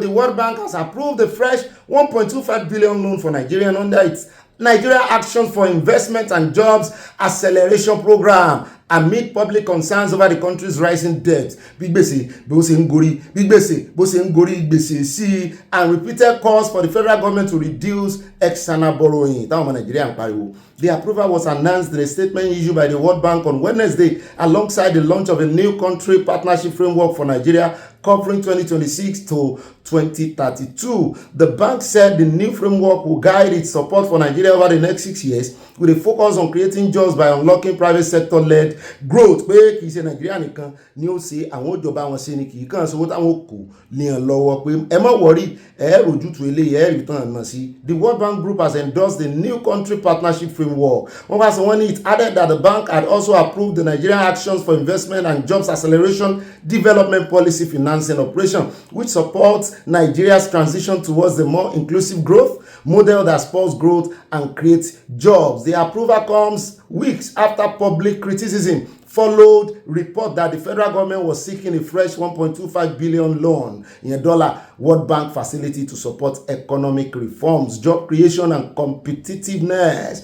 Ṣùgbọ́n ìyẹn ò dá wọn dúró láti rè bá UAE o. Ṣùgbọ́n èmi ò rò wípé ìjọba gan ti ẹ̀ wo sáìdì ọ̀dọ̀ wọn. Wọ́n ti approve ẹ o, wọ́n sì máa gbà oṣù wọn. Wọn ò rò pé ìjọba ran wọn torí nígbà tí wọ́n ti fún wọn time tí wọ́n dẹ̀ ń ṣe yán bí ọkà. Ìjọba náà kàn gbé ojú ni lọ́wọ́ kan wọn ló dáa bẹ́ẹ̀. Ṣùgbọ́n èyí náà rọra jẹ gbèsè o, gbèsè tẹ̀ ń jẹ yìí kọ́ mọ́mọ́ bá gbèsè rẹ̀ ńlẹ́ o. Ẹjá wáyà ní ọ̀dọ̀ àwọn oil marketer tán nínú bí ara ń kan wọ́n wípé lórí ọ̀rọ̀ pricing lè fi ọ̀pá pọ̀lọpọ̀lọ bọ́ àwọn lọ́fun o. Àwọn làwọn mọ ibi táwọn ti ń gbépo wọlé o, àwọn sì mọ iye tí ó ń bá dé o. Ẹjọ́ o ẹ̀rì sọ́ra yín o. Gẹ́gẹ́ bá ṣe ń gbọ́, wọ́n ní marketers reject fuel pricing curbs threatening shutdown. Wọ́n ní fuel marketers have declared that their filling stations will stop selling petrol should the federal government try to enforce price control. Pé ẹ̀yin kọ́ lẹ́ sọ price táwọn ọmọ tàǹkà àwọn pé ẹbí ṣe bẹ́ẹ̀ ti sọ wípé market force ó máa determine market. Bá wo Dangote kó ta tiẹ̀ ní 200 naira. Ẹ fà wọ́n lẹ̀, àwọn tí ó ra àwọn jẹ́rìí ọmọ Nàìjíríà oníbàárà gidi ni wọ́n wípé customer dáadáa ni. Pé àwọn ọmọ Nàìjíríà wọ́n kàn mọ́ pé àwọn ọmọ Nàìjíríà àwọn mọ̀ wọ́n dáadáa wọ́n kàn mọ́ ṣàròyé ni, ṣùgbọ́n ìyẹn ò ní kán mọ́ tọwọ́ bàpò wọ́n rà ń tán rà ló ga o, wọ́n ti mọ̀ wọ́n délédélé. The National Publicity Secretary of the Independent Petroleum Marketers Association of Nigeria, Chinedu Okadike, issued a warning on Tuesday during an interview with her correspondent. The Minister of State of Petroleum Resources, Enikin Lokpobiri, ó lè yóò sì mọ́ jẹ́ Enikin, sáà náà lílé iṣẹ́ Enikin, ló ṣe ìkìlọ̀ lọ́jọ́ Monday lọ́jọ́ Ajé wípé ìjọba ò ní fọwọ́ ìgbẹ̀fẹ́ mú kò sì ní fojú re worú ẹni bẹ́ẹ̀ o. Àwọn ò ní tolerate profiting and other practices that exploit fuel consumers. Pé àwọn ò ní gbàkẹ́ fọ bẹ́ẹ̀ ìjẹ́ àwọn ọmọ Nàìjíríà ń sùn. His remark came amid renewed public concerns over the failure of refiners and importers to lower the gantry prices. Pé gbogbo ẹ̀yin tẹ́ ń yọ calculator tẹ́ ń yọ ti iye táwọn ń ta epo wípé ẹ̀yin náà rí ìgbépo wọlé o. Rí import ẹ̀ tó bá jẹ́ wípé bó ṣe easy náà nù mú ni ó dáa. Àwọn ọmọ Nàìjíríà náà sì rè lóòótọ́. Orin Fẹlá, suffering and smiling every day my people dey inside bus suffering and smiling. Bóyá káwọn onímọ́tò kan yà lọ mọ́ ra sólà, mọ́tò oní sólà, bóyá yẹn máa pè wọn. Ó dá yá tẹ̀wájú àròjọ́ Musolókun ẹja yà lọ́dọ̀ àjọ WhatsApp. Ọ̀rọ̀ wọn ò tí ì yé mi lórí new update wọn yìí pé ẹni mọ́ rí nọ́mbà oníbàárà wọn. Sáwọn oní business nìkan ni. Ṣé business WhatsApp ló ní í ṣe pẹ̀lú ojú òpó ayélujára tí a mọ̀ sí WhatsApp tí ń gbé ìgbésẹ̀ tuntun báyìí, èyí tí í ṣe lílo orúkọ láti lè bá ẹnìkejì sọ̀rọ̀ dípò níní nọ́mbà ẹni tá a bá fẹ́ bá sọ̀rọ̀ nípa àtẹ̀jíṣẹ́. Ṣé wọ́n fẹ́ mọ́ rẹ́gísítà WhatsApp pẹ̀lú nọ́mbà? Àyà ọmọ tí mò ń rò nígbà tán ti ní gbogbo dítèlì gbogbo ọ̀pọ̀lọpọ̀ àwọn oníbàárà wọn lọ́wọ́ tán, bóyá wọ́n á wá yọ nọ́mbà wa kú ń bẹ́. Wọ́n mọ̀ pé àwọn kan náà ní nọ́mbà, a rẹ́gísítà nọ́mbà pẹ̀lú àwọn communication kìíní bí MTN bí gbogbo wọn, ṣùgbọ́n nọ́mbà yẹn làwọn ń lò. Mo rò pọ́rọ̀ wọn ò wọ̀ mọ́, ẹjẹ́ àkàsíwájú. WhatsApp fi léde pé àwọn oníbàárà lè bẹ̀rẹ̀ sí ronú orúkọ tí wọ́n fẹ́ lò láti ọ̀sẹ̀ yìí lọ lójú òpó, bó tilẹ̀ jẹ́ wípé kì í ṣe dandan o. Bákan náà ni ojú òpó yìí fi kún pé èèyàn lè yọ orúkọ náà kúrò nígbà tí ó bá wù ú, ó sì lè pààrọ̀ rẹ̀ sí orúkọ míì. Kí ni gbogbo orúkọ kí ló fẹ́ fowó sápò wà ní?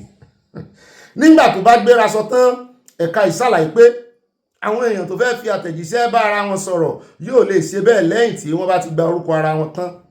Bí ìgbà tí èèyàn bá gba nọ́mbà rẹ̀ ni ẹni mọ̀ gba nọ́mbà ara yín mọ̀, orúkọ náà mọ̀ gbà. Ṣé èsì pé àyẹ̀nà tó fẹ́ ṣe wọ́n ní àyè yóò sì wà bí ti tẹ́lẹ̀ náà láti mọ̀ blọ́ọ̀kì anybody. So tí n bá fẹ́ fún yín nọ́mbà ní ìsìn tá a bá ń ṣe live program, màá kàn ní ẹgbà Bobby ló kọ mi, ẹ sì tẹ Bobby sórí WhatsApp yóò sì gbé jáde. Wọ́n fẹ́ mọ̀ ṣe bí ti Facebook nù. Ó dà ẹjẹ́ àdúródì ọ̀rọ̀ wọn ò yé mi. Ẹjẹ́ àtẹ̀wájú àròjọ́ Musolókun o. Ẹjẹ́ àwáyà ní ọ̀dọ̀ ààrẹ olódòdẹ tán ní ó ṣeéṣe kán lọ sí Amẹ́ríkà àbí ká kọ́kọ́ yà ní South Africa. Ẹjẹ́ àkọ́kọ́ yà South Africa, ẹ mọ̀ bínú. Ẹjẹ́ fún yín ní update lórí ti South Africa níbi tí wọ́n ti ń sọ pé South Africa is no more safe. Ẹjọ́ ẹ kọ́kọ́ bá ń sọ àwọn tí wọ́n dé láti Nàìjíríà tán kó dé. Mo sì mọ̀ pé ààrẹ olódòdẹ wọ́n sì ń kóyákóyá àwọn tó ṣẹ́kù náà tán wà lẹ́mbàsì wọ́n dà wọ́n padà. Ẹjẹ́ àgbọ̀rọ̀ lẹ́nu one or two of them. Documented migrants as well due to threats from neighbors who warned they will attack migrants once the deadline arrives. The growing security concerns have prompted several African countries, including Malawi, Zimbabwe, Mozambique, Ghana, Nigeria, Kenya, and the Democratic Republic of Congo, to organize voluntary repatriation efforts, with thousands already returning home.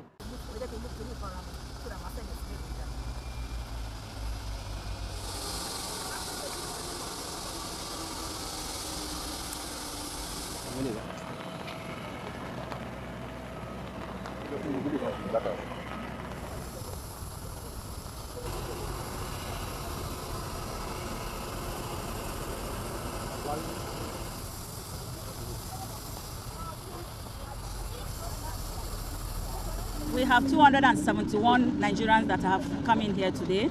We have the stakeholders on return readmission and reintegration.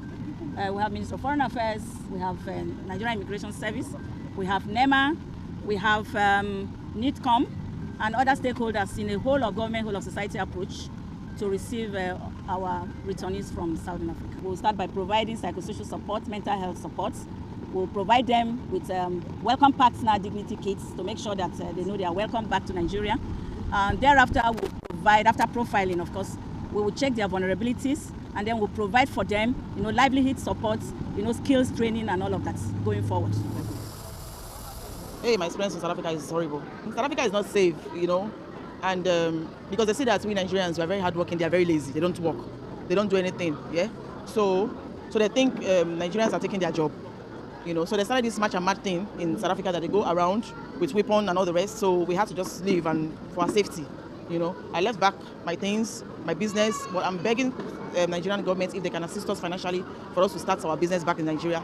We'll be so grateful. I was selling phones, laptops and iPhones, so staying back in South Africa because they go to people's shops, they loot people's shops, they kill people, even they go to people's houses, looting houses and things like that.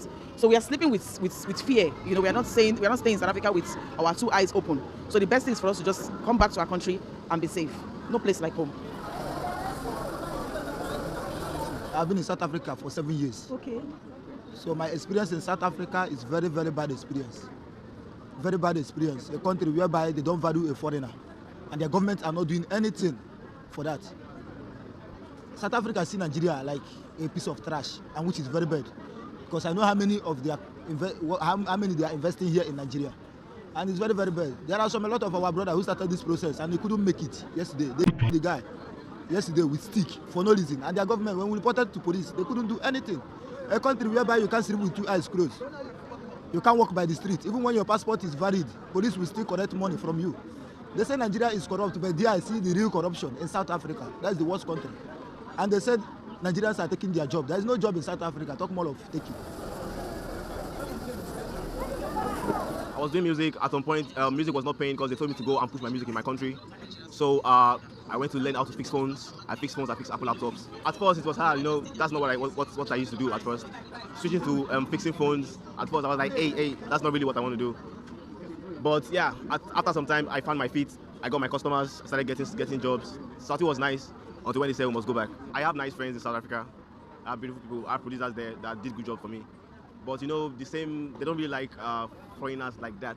Some don't like foreigners like that because they believe that we're taking their jobs, but we're not even taking nobody's jobs. But we're just trying to fend for ourselves and we're getting things done. So they're like, how are we doing these things? So yeah, I love South Africa, but I had to leave because of safety reasons. Because the beating, the threats and all. I mean, I don't like to be scared for my life.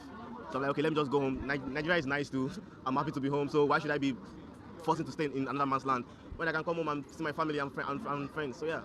Hey, àánú arábìnrin ìṣe mi o. Ẹ wo gbogbo iṣẹ́ tó ń ṣe ní South Africa láti jọ ìhun ta fóònù ta iPhone ta gbogbo ẹ̀ sósà kó àwọn fóònù ẹ̀ wà lẹ́sà ṣùgbọ́n owó ṣọ́ọ̀bù tó ti san àwọn oníbàárà tó ti mọ̀ ọ́n bígbà téèyàn ṣe bẹ̀rẹ̀ live tí kò easy o fọ̀rọ̀ rora mi o ọlọ́mọdé àríbi kí nǹkan kan wá fọ́ọ̀sì yẹn lọ Nàìjíríà ní ìsìn wọ́n á ní sótán bí ó tó gbogbo ẹ̀yin diaspora tẹ̀ mọ́ pariwo kò tán bí ó tán yín ẹ jẹ́ á ṣe pápá gbogbo àwa táwa ní diaspora o kò rí bákan náà mọ́ o kò àríbí kankan lọ pàápàá jùlọ bọ́lọ́mbà ti bọ̀ sí tí wọn náà sì ti ní ìwé páálí tó lè wọlé tó lè jáde mọ́ pèsè àyè lẹ́ǹlé o nílẹ̀ Yorùbá o ìró ẹkùn ti wà nílẹ̀ ní ìsìn o ibi tó yẹ ká ti bẹ̀rẹ̀ tẹ́lẹ̀ ibẹ̀ la padà sí yìí o pé security ni first thing tẹ́yìn bá máa gbòmìnira security ni gbogbo ọ̀nà tó o bá mọ̀ láì jẹ́ pé o dúró déèyàn kankan kó sọ fún ọ ní kó o fi ṣe ìrànlọ́wọ́ sí ilẹ̀ rẹ torí kò sí gbogbo tó o fẹ́ lọ dálẹ̀ ńlé ní ìsìn tí ò bá sí security Ọlọ́run má jẹ́ àkábàámọ̀ o so gbogbo làálàá wa bá a bá ti mú security lọ́kùnkúndùn tá a bá ti mú bàdà gbogbo ọ̀nà tó bá mọ̀ ní o ṣùgbọ́n irú ẹkùn lè mímọ́ gbogbo ọ̀nà tí n bá sì lè fi ṣe lóore ni wọ́n fi ṣe ó kù sí ọ lọ́wọ́ ẹ jẹ́ wá lọ sí ọ̀dọ̀ ìkànnú àwọn ọmọ Nàìjíríà tó ga òun sókè analyst ní Isa Sanusi lórúkọ rẹ̀ wípé South Africa will soon realize other Africans aren't the problem pé wọ́n á tó jẹyàn wọn sùn pé ojú á tó tì wọ́n ẹ jẹ́ kàn gbọ́ díẹ̀ nú ọ̀rọ̀ rẹ̀. It's absolute. The fact that the president is just coming up to say the tension should drop is just to say that it's coming late to the party. The fact that you are dealing with nationals, you're dealing with people that you have some diplomatic relationship with, and you are just speaking now, and the language you're even saying does not look like the foreign nationals can have some level of protection. So for me, I think the government of South Africa hasn't done well at all. I also believe that even as a country, the first thing for us, get your people out of that place, which I think the country is doing. But beyond that, I think there should have been a stronger correspondence between Nigeria and the authorities. Where exactly do you people stand? What exactly is going on? Yes, nobody supports undocumented foreign nationals in a country, but what exactly is there any country where we don't have people that are not documented? Even in America, everywhere in the country. And the way out is not violence. The way out is not force. The way out is never this way. And even if you want to repatriate, like Trump is doing, there should be some level of decency. I do not support Trump's strategy too. But like you said, that you're even dealing with fellow black people, you're dealing with fellow Africans. Are you saying that every American, I can tell you this is not an assumption, every American in South Africa does not have papers documented. So what are they saying? So I really feel that there's no justification to the act in South Africa. I am not supporting undocumented immigrants, but this is not the way to go. So that actually, the point you just made shows that South Africa is in chaos and governance is breaking down in that country, and they are trying to blame others. And that also tells you that you just imagine a situation whereby some Nigerians will just go into Lagos Murtala Mohammed International Airport to say that they are going to stop foreigners from coming into Nigeria. So when people take the law into their own hand, it is not about crimes. It is about the fact that their government is weak.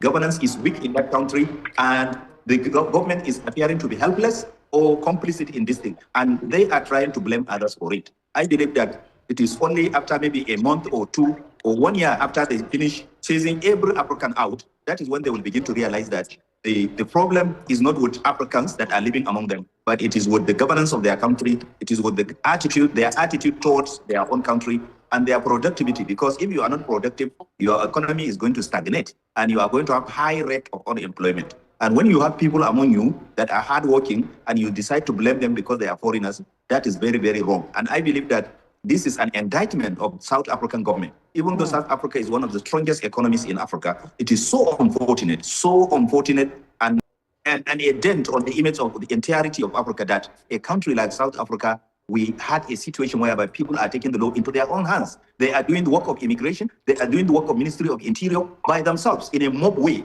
They are using toggery to deal with something that should be done officially. And that is a sign of the weakness of their own government. And I believe that it is only some months or some weeks after they finish traumatizing and chasing out other Africans, that is when they will realize that the problem is not in Africans living among them, but in themselves and their government.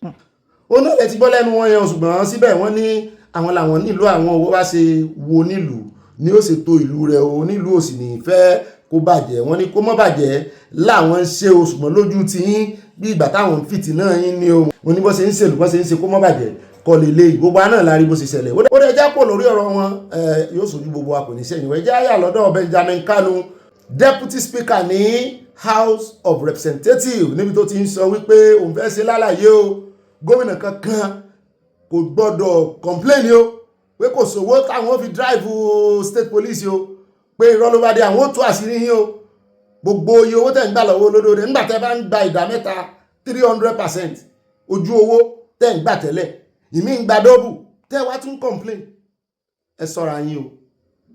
Ẹ bá ń tẹ̀sí ẹja gbọ́ lẹ́nu. Labour Party saying something about that. I read of other political big weights saying this is the right thing to do. But everybody's concern is that, is it well structured? Is it well framed? But I'm assuring Nigerians that a lot of work has gone into that. And yes, the framing is good. If there's any area we're going to touch, we're going to touch it. So it's going to go to Houses of Assembly soon. And the governors, the body language of the governors, like I've always said, quite positive. The governors forum, quite positive. They want it. And because they've been the chief security officers of their various states, most of these things that happen with regards to security, they take place at the state level. So any help in that direction is welcome. So it's going to go to state, and we're going to text the governors to see how much they want it, how fast they want it. By the way, they speak to their various houses of assembly to come on board with returning it back to us immediately it gets there. I'm sure that the governors have already done their underground work, and when it gets to them, it will be back within a week. And Mr. President, I can assure you, Mr. President will assent to it immediately he gets back to him because he wants it like yesterday. He's one of the evidence that he is concerned about this security situation of the country, and that he's not just responding in silence, that he's responding with reform after reform, legacy after legacy. Because to tell you the truth, that piece of legislation has become so obsolete. That provision of centralized policing has become obsolete. It was not meant for a country that has 923,000 square kilometers.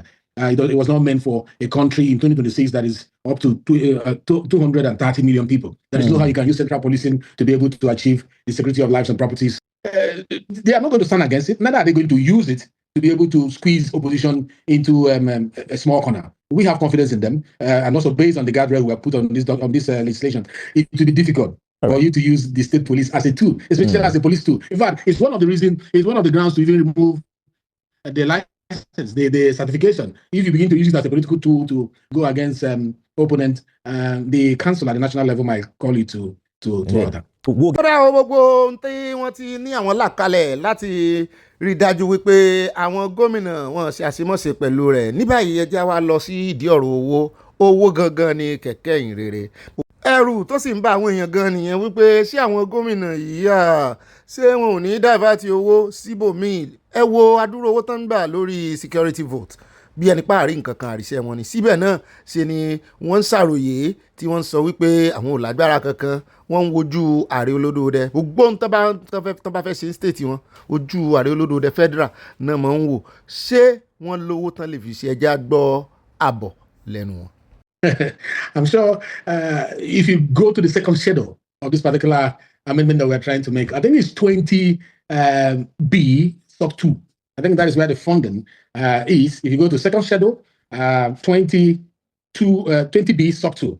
And it has to do with that the state assemblies will make laws with regards to the funding of state police, which means the funding is going to come from the state, as it is now, unless when we go to the conference committee, anything happens there. And the question is, why do we think that the states cannot handle it? Has there been a time when funds were released to the subnational like this time? The president has done something that has never been done before.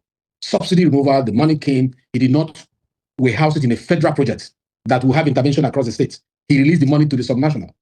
Now they are having 3 times, 4 times more than they used to have. So if you are getting more, to whom much is given, much is expected. So if you are getting more money, I don't think spending money on the security of the state that will give you the foundation to build on the infrastructures you are building, the development project you are doing, another initiative, that you will not factor it in as one of the responsibilities of the state. Because the truth is, this government has built the subnational stronger than it has ever been. And I don't think funding of the police from the state will be so much of an issue. But I know, as Oliver tweaks, governors will always want more. They will want more, and they might not like conversation in this direction. That is why we're also thinking as Parliament, is there where we can look at a particular percentage from the revenue of the country that we might also add for the purpose of handling the issue of state police. We are looking at that, doing a little consultation, and I'm sure we'll come out with something that everybody will embrace. But even if, as it is now, to be honest, the president has energized the states to be able to you think that the allocation coming from the federal government alone is enough to fund state police for every governor? Is that what you're saying? I can assure you what the president has done so far. To be honest, no governor should complain about starting a state police. They can kickstart it. Even if there's an extra fund that is coming on board to help the governors, definitely it will come. But truth be told, the subnationals have been energized than before. But that does not mean that, like I said, we're not looking for fund. as Parliament, we are looking at there places we can get 1% of these or 2% of these to be dedicated for state policing, because, to be honest, is all our responsibility to secure lives and property. So funding shouldn't be the issue. The issue is that let the framework be there. Let's accept that it's what we need to do. And I'm happy that we have this national consensus. Now the next thing is how to operationalize it. And we are going to cross that in the coming days. I have heard some mischievously also say this is the time where governors have to make good use of their security votes. And what of you? ó dáa náà lẹ́sìn gbọ́ yẹn ká mọ̀ pẹ́jú lórí ẹ̀ kò sí ìnákúnà mọ́ ṣùgbọ́n tí àwọn ará ìpínlẹ̀ kọ̀ọ̀kan tán bá dìde yóò lágbára ò torí àwọn onífẹ́ kan tún máa lò láti fi jẹun àwọn kan á ti ganu dé báyìí bíi kọ́ńtráktọ̀ èmi lẹ́gbẹ̀ẹ́ fún ẹni báyìí ni ẹ fi sí ẹjọ́ gbogbo ẹni tẹ́ bá fi sí ẹ má fi ṣe kọ́ńtráktọ̀ tẹ́ fi ń wowó kì í ṣe iṣẹ́ kọ́ngílátọ̀ títí o iṣẹ́ ètò ààbò ni o bàbá wa Sunday Igboho ló bẹ̀rẹ̀ ẹ̀rú ẹkùn yẹn wọ́n béèrè owó lọ́wọ́ yẹn kankan bọ́n ṣe ń lọ bọ́n ṣe ń bọ̀ bọ́n ṣe ń bọ́ àwọn ọmọ yẹn kò sí àti ẹ̀ mọ̀ sí bẹ́ẹ̀ làwọn èèyàn náà ń expect bigger thing pé ẹ ṣàmù bandit ńlá ẹ ṣàmù àwọn ẹgbẹ́ súnmọ̀ mi mo ti ẹ̀fẹ̀ kan mọ́ ga àwọn pátápátá ó ṣeé ṣe ọlọ́run ọba opportunity náà sì rèé to be empowered by the law to be empowered by the law ẹ jọ̀ọ́ bá Sunday Igboho àbí ká sọ ń bò ń kẹ́lẹ́ ni ògbó ọ̀nà tẹ́ bá lè gbà tán ọmọ yìí náà ó fi bó ṣe kẹ́ kó wọn sínú kinní so that gbogbo àwọn tẹ́ bá fẹ́ bá ṣiṣẹ́ ńgbà náà so ti yẹ yín báwọn wọ́n jẹ́ lára àwọn tó wà ní state police tó jẹ́ ọmọ ìlú ẹkùn ṣùgbọ́n wọ́n wà officially nínú state police ẹ jọ̀ọ́ ẹ jẹ́ kán wà ńbẹ̀ ẹ rí gbogbo àwọn tẹ́ ń bá ṣiṣẹ́ ní ìsìn náà ẹ rí pé àwọn tẹ́ trust ni láti Àbújá so gbogbo àwọn tán bá lè wà ńbẹ̀ pátápátá so that bẹ́ẹ̀ bá fi wọnú kíní báyìí ìbọn gidi lẹ́mọ̀ kó lọ dáadáa tó yẹ pé ọmọ tẹ́ ti ṣètò ti jiná tẹ́ wá ní ó dá ẹ rèé fi òfin kẹrì fi tẹ́ǹdì ẹ mọ̀ káwọn tó bá ń ṣí ṣọ́ọ̀bù náà kan máa lọ ṣe kíní wọn tẹ́ǹdì ẹ̀yin náà ó fi òfin Nàìjíríà fi tẹ́ǹdì officially àwọn ọmọ ìlú ẹkùn náà lọ́pọ̀lọpọ̀ jẹ́ kán wà nínú state police àwọn náà sì ti rí báyìí ìjọba ti rí pé ẹ̀ ń ṣiṣẹ́ takuntakun wọn bá ti wà ń bẹ́ẹ̀ ọkàn balẹ̀ wípé yes yàtọ̀ sí pé ó jẹ́ state police from ẹkùnjẹkùn ìlú ẹkùn náà ní network kò sí nǹkan àṣepamọ́ kankan mẹ́ torí àwọn ọlọ́gbọ́n ẹ̀wẹ́ yìí náà ń dọ́gbọ́n tiwọn o bí ó ṣe jẹ́nu o so that a mọ̀ pé yes ilẹ̀ Yorùbá báyìí àti ṣetán security ti wà ń ṣẹpẹ́ gbà náà torí ẹ̀ Yorùbá fi máa ń ní ikú dàgbà tí ì tẹ ọmọ lọ́wọ́ kọ́mọ̀ tí ìbéèrè ikú tó pa bàbá rẹ̀ o nta tó yẹ ká fi síwájú la fi sẹ́yìn tẹ́lẹ̀ o bẹ́ẹ̀ ni nírìn àjò Yorùbá nation tó yẹ ká fi síwájú la fi sẹ́yìn tẹ́lẹ̀ now àtúntò ti dé bá n tó yẹ kó wà níwájú ló wà níwájú ní ìsìn the first thing nìyẹn ẹ rí bí àṣàrí ìdòkú bọ̀ bó ṣe ń ṣe gàlégàlé ọjọ́ tẹ́ni tí ń bá ṣẹlẹ̀ báyìí gbogbo àwọn ọmọ tó fi ń ṣe refinery tó fi ń sọ refinery kiri yẹn ẹ rí wọ́n dùn déédéé fún ni fún ìran wọn fún àwọn ẹ̀jọ́ so ẹ̀jọ́ ìdí kìíní sì mọ̀ sí mi ò mọ̀ bí tí paramilitary ti ń gbérù bọ̀ yẹn ìbọn burúkú ní àwọn ọmọ àṣàrí ìdòkú mọ̀ ń gbé so jẹ́ káwa náà kọ́kọ́ ṣètò yẹn náà kíran Yorùbá náà ká ẹ mọ̀ káwọn kìíní wọ́n ti kúnnú mopo wọ́n kúnnú police wọ́n kúnnú iléeṣẹ́ army so jẹ́ káwa náà tètè ní ìṣintàrí olódò dẹ nǹkan ńlá ni o ìjọba ẹlẹ́kùnjẹkùn ti bẹ̀rẹ̀ nìyẹn o. ó lè káàbọ̀ para ibi tá a ti wá ń sọ náà nìkan nínú wọn tó jẹ́ lọ́mẹ̀ká ti ganu sí máìkì wípé àtàtìkú àtòbí tí wọ́n ń tẹnu àbùkù lu state police tán ní kò tí ì tàsíkò torí politics wọ́n ní ìkànnì yín eléyìí ni ó jẹ́ kẹ́yìn ọmọ Nàìjíríà mọ̀ wípé àwọn eléyìí wọn ṣetán láti wá tún Nàìjíríà ṣe o lára àjẹ́ndà àwọn náà láwọn ó ṣe tẹ́lẹ̀ o kí ló wá dé tí wọ́n ní problem pẹ̀lú ọmọ olódò rẹ pẹ̀lú timing lórí ọ̀rọ̀ subsidy náà àwọn náà láwọn ó yọ subsidy ṣùgbọ́n wọ́n ní báwọn ó ṣe yọkọ́ nìyẹn lórí ọ̀rọ̀ state police àwọn náà láwọn ó ṣe ṣùgbọ́n kò tí ì tàsíkò torí politics ń lọ lọ́wọ́ ẹgbọ́n nínú politics àti security èwo ló fẹsẹ̀ múlẹ̀ jù ní constitution èwo ni priority rẹ̀ tó já kọ̀kọ́ security ni at all level of governance ó gbọ́dọ̀ pèsè security ilẹ̀ ẹ bá ń tẹ̀sí ẹja gbóhùn lẹ́nu. By the time we keep on drifting to a perspective of playing politics with the securities and lives of the people of this country, it will be unfortunate. The Nigerian will still be the victim of those situations. By the time we don't allow patriotism to play, we allow ethnicity, we allow religious differences to continue to be in our, head when we are talking about issue of insecurity. Shall we be rest assured that we'll continue to get ourselves bungled in the problem. But until and unless we put Nigeria first, we put patriotism first, we commend government where government needs to be commended, we equally draw line with government to tell the government where government needs to make adjustment in its own policy that has to do with security. Positively, not with the sole aim of looking at 2027 general election, therefore any small thing government does, or any failure from the part of government, which I believe, I have told you time without number, that no government is a saint. Government are bound to make mistakes. But when we escalate the mistake, not with the view of calling the attention of government to adjust its own deficiency, but with the view of trying to play politics, trying to get some political advantages or patronages in the situation that is going on, God will access at the end of the day. Honorable, your party was the one who said it can fix security. Your party said you will keep Nigeria. The president promised that he's going to keep Nigeria and say, is it not a failure of a party that you made a promise 3 years down the line, you are failing in that promise? And you are the chair of the Navy Committee in the House. Let me tell you something, Shehu, that I'm not carried away by that.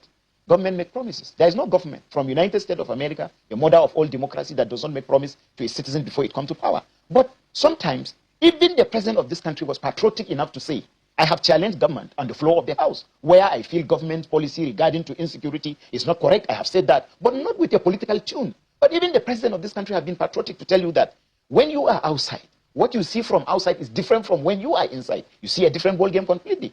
And I don't want to be pushed, of course, to start picturing the security situation from when it started. It doesn't start from this administration. Administration in the past have promised to fix insecurity, but again, their test, their trial, Nigerian trial, is for us to see where we are. Honorable, the question here is what your party right now, in the last 3 years before you got power, is it that you tricked Nigeria, you deceived Nigeria, that to say, oh, we can't fix this? You told us categorically. Okay. Now, you were the one who promised at your campaign that you can fix Nigeria. So there are those who say in the last 1 year or so, more Nigerians have been than in the last 4 years. That does not refuse to recognize government effort towards solving the problem of insecurity. But you have not, so the question is that if this government is making the effort, are their opponents the one that is fueling this insecurity?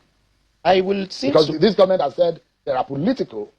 I am one of the people that I have told you here have spoken against some government security policies on the floor of the National Assembly. But I'm equally one of Nigerians that from the tune of those opposed to this government, I will tell you, even if they are not the one that are escalating it, they are happy that Nigerians, some of them, not all, because in APC, my party, you have bad eggs. In other political parties, you equally have bad eggs. From the tune of some people that are supposed to be leaders of this country, when they are talking about what Nigerians are passing through, you will see it from them that they seem to appreciate the situation that Nigeria is going through. Instead of lamenting, providing solution, you lament and you tie it to the fact that government is defective in solving that problem to achieve some political gain. To some extent, we reduce to the barest minimum. So it's going to be people of Pangshin and Kanam. Yes. To protect the Kanam and Pangshin community. Of course. That is what should happen. It's not only that, because we didn't scrap the federal policing. The federal police still exists. The establishment of such state police does not mean that a federal police is going to be strapped, or does not mean that the federal police are not going to be across the 36. You heard what Atiku Abubakar and Peter Obi have said. They said, look, the timing is bad, and reeks of suspicion, of desperation to use inoculation to rig elections. Who is talking about the state policing? Only who in his right sense will only analyze the creation of state police to 2027 election only? If those people that you quote their names are being patriotic and they are patriotic Nigerians, is it time that is their problem? Or the killings of life? Okay, the same people, if government did not make any effort toward curtailing the problem, they will say that government have not done anything to fulfill its promise of fixing the problem of insecurity. Now, with the level of escalation of insecurity in Nigeria, it's a fact, everybody admits that, federal government admits that. And the effort, bold effort, to create state police with a proper legal framework, not like the one that was to be created. With the kind of legal framework I have seen on the floor of the National Assembly, why are opposition complaining? Why is Atiku and Peter Obi concerned about timing of the creation of security outfit that will help in protecting the lives and properties of Nigerians, but they are concerned about 2027 Let me ask you, state police? Is that patriotism? The people you don't know, who they say that, don't forbid Bola Tinubu and the APC return in 2027, and they are planning. And you see them. And you think Bola Tinubu and the APC are not planning to win election in 2027? You think you can defeat Atiku Abubakar? They have always been defeated. Peter Obi? They have always been defeated. You think you can? Let's talk about security. Let's not go into politics. I'm asking you. But in politics, because even in your own party there are problems. But I talk about where I know. I talk about where I know. People are angry. People are even in your party are willing to work against your party ahead of 2027. I was in National Assembly, I was in State Assembly in 2015, National Assembly 2019, 2023. I will talk about what I know. He did not win Panshin Kankekana. I won election in 2023 under APC with a margin of 31,000 gap. I'm not being bragging. I'm talking to you about facts. So, if you think they are planning, what makes you think that the APC is not planning to win election? Are we sleeping? What planning are they doing? You are a Nigerian. You have seen people campaign. You have seen APC's activities in the last 1 year across Nigeria. So what, since you want us to talk politics, let's talk politics in the 4 angles of Nigeria where our political activities is 10 times the political activities of any political opposition political party in Nigeria. So who is supposed to talk to another person about planning to win You're not bothered about the increasing unpopularity of your party? No. It's relative. Unpopularity is relative. That is why I said from the beginning, I make pregnant statement. When you ask me what is going on, when you ask me what is going on, I say a lot is going on. Ó dá owó náà lẹ ti gbọ́ lẹ́nu arákùnrin mo mọ̀ fi lára balẹ̀ ní ṣùgbọ́n pẹ̀lú ibi tó parí ọ̀rọ̀ rẹ̀ sí lórí ọ̀rọ̀ Peter Obi Atiku àti àwọn opposition yòókù tán ní nítorí 2027 tí ń bọ̀ kí wọ́n mọ̀ ti dáwọ́lé orí ọ̀rọ̀ state police àwọn èèyàn wọ́n fi ọ̀rọ̀ wọ́n fi mọ inú wọn torí wọ́n ní ọ̀pọ̀lọpọ̀ aláǹgbá ló dákun délẹ̀ àmì lè tinú run wípé inú run wọn àwọn ṣẹ̀ṣẹ̀ mọ̀ ni nítorí kò sí ọmọ Nàìjíríà kankan tó rí gbogbo ìṣẹ̀lẹ̀ tí ń ṣẹlẹ̀ yìí tó sì jẹ́ páwọn náà mọ́ pariwo sókè jù náà mọ́ gbẹ́nu sókè wípé ààrẹ Tinubu ò ṣe nǹkan kan lórí insecurity èèyàn tún wá ní kanda state police sílẹ̀ tó sì jẹ́ wípé ìjọba ẹlẹ́kùnjẹkùn tá ti ń retí ara rẹ̀ náà rèé tó wá ní kò tí ì tó time ọ̀dájú làwọn ará bí yìí o ń tán sọ yẹn àwọn èèyàn ti ń ṣí ojú kúrò lára wọn.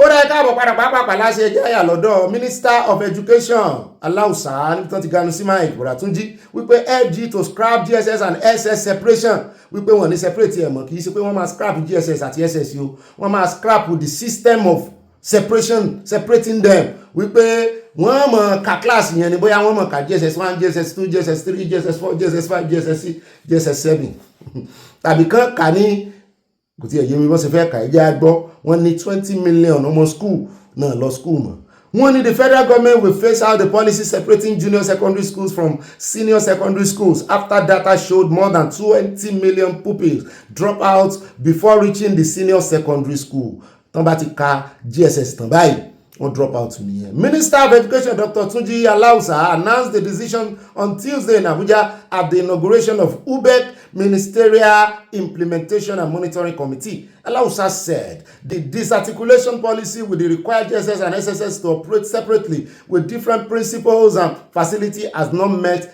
its objectives. Only we have 20 million dropout from primary school to GSS, where are those students we also found we have 80,000 public primary schools and only about 15,000 junior secondary school. That's 1:8 ratio. Pé school wà lẹ̀ kí ló dé tí àwọn ọmọ ò lọ school. Ọ̀fẹ́ lọ́pọ̀lọpọ̀ school sì bàdé tó jẹ́ tìjọba ní o.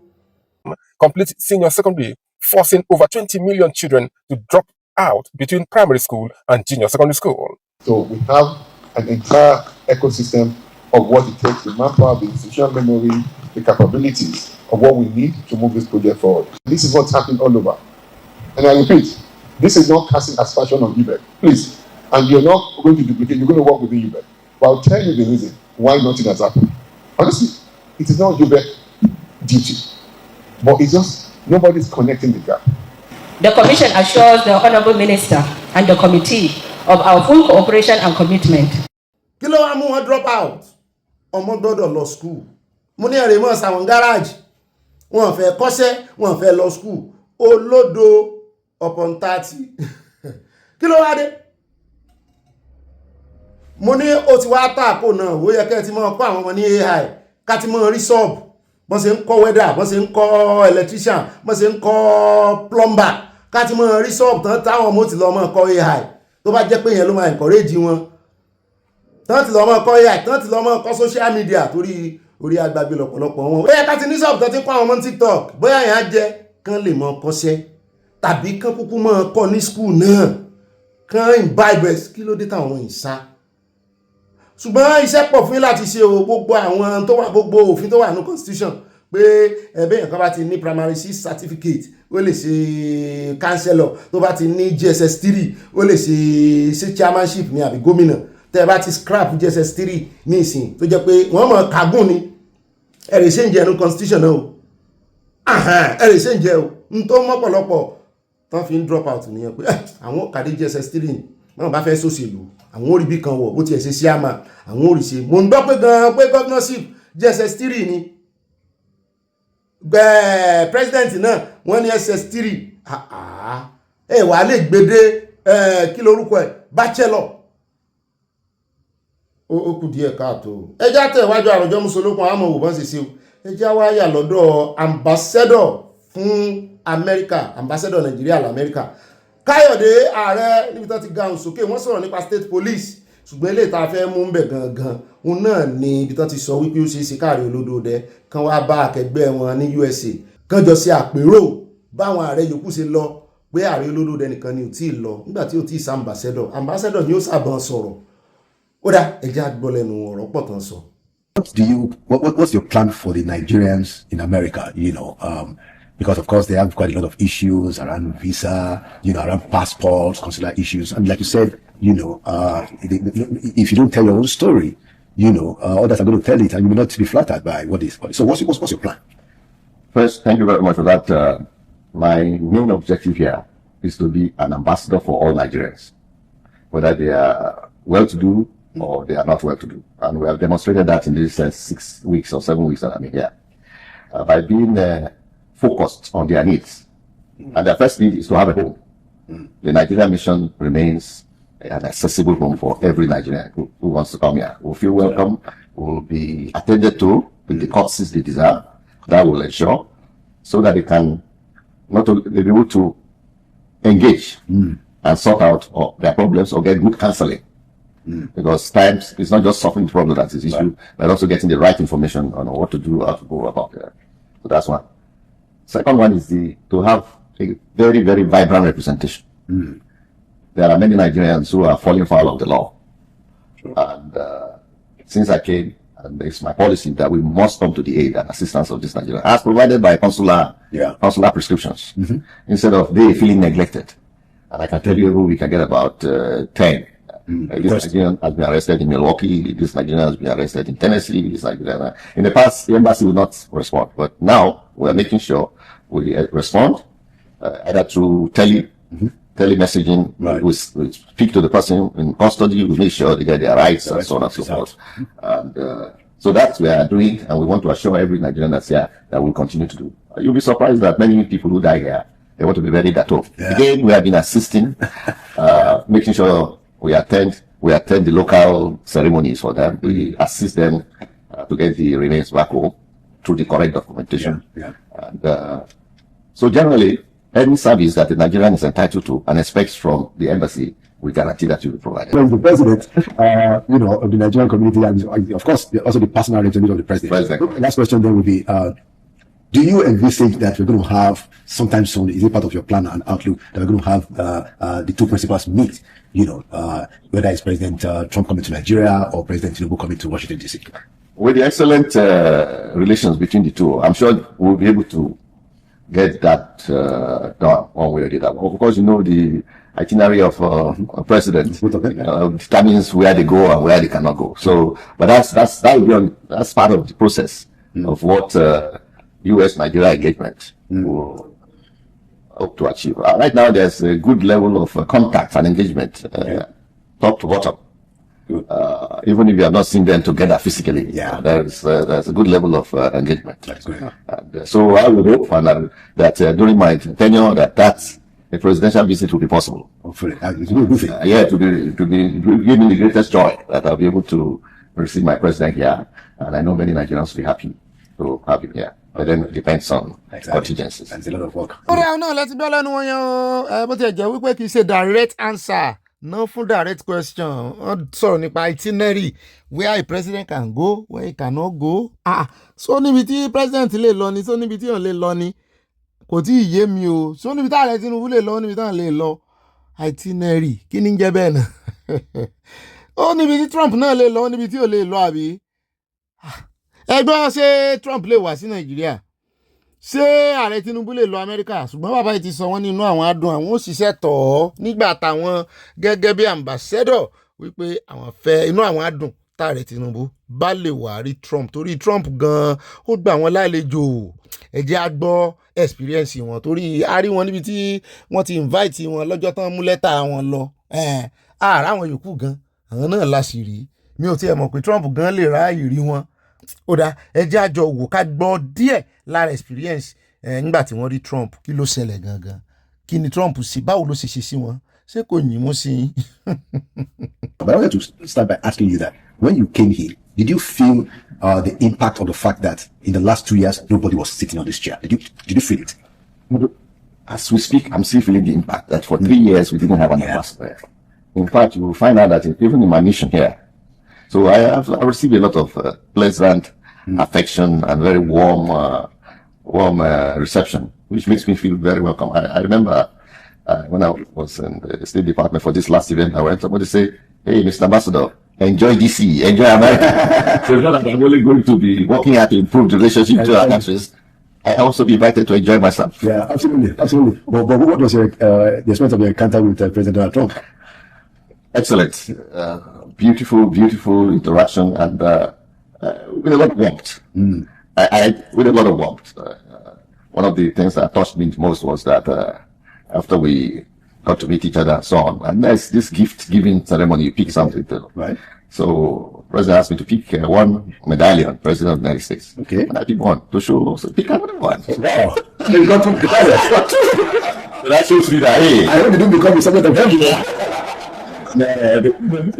No, I believe we have excellent reception. We have Nigeria, and the President of Nigeria has good ears in the DC, because that was the impression I got when I was well received and pleasantly so. All right. So now to look at some of the challenges now. So the American government has taken some critical decisions about the country, yes. And now it's up to you to sort it out. There's the CPC designation, on the one hand, but there's also this joint working group that has been set up that has the NSA on the Nigerian side that is chairing, and I think on the Secretary of State, policy on the Nigerian side.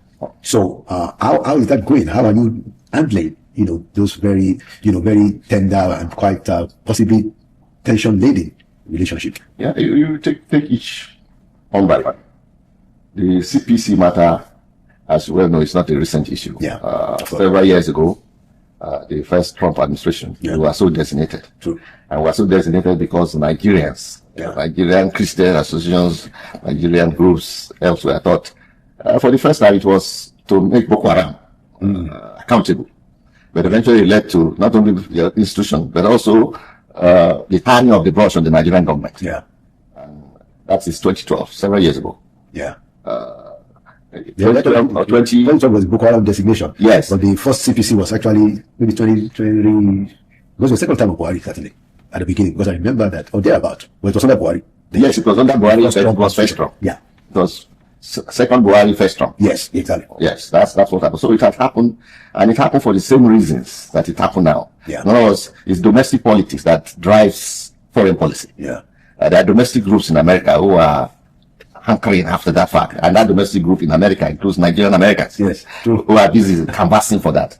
So what we hope we can do is to address the concerns of all the stakeholders and let them see that in the interest of Nigeria, greater interest, that we don't hanker after these issues. Because the example I will always give myself is of what benefit was that designation so many years ago to the effort to curb the problem at all.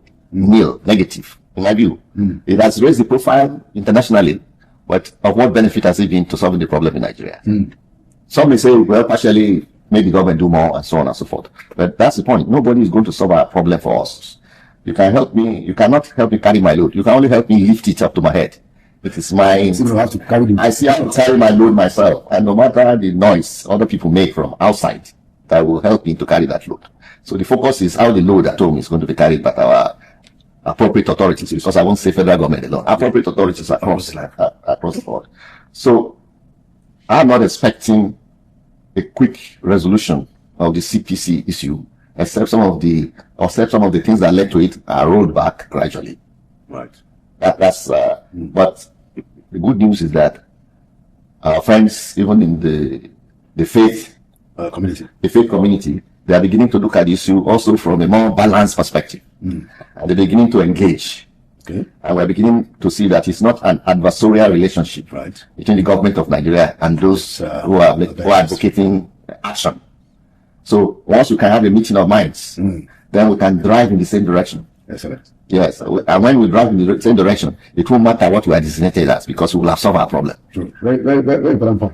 So how do you, so the work of the US-Nigeria Joint Working Group, how is that going since you took over? No, excellent. It's excellent. Because they're providing quite significant support. No, I can tell you that it's moved from, as somebody described it, a question where we were at the receiving end of some, in quote, hostile action, to where we are now jointly working on the problem. Yeah. So, and that is very reassuring. We had a lot of progress. I was privileged to attend the meeting in Abuja, the Joint Working Group, and I saw the efforts by both sides to understand each institution, because there are very many institutions involved. That's true.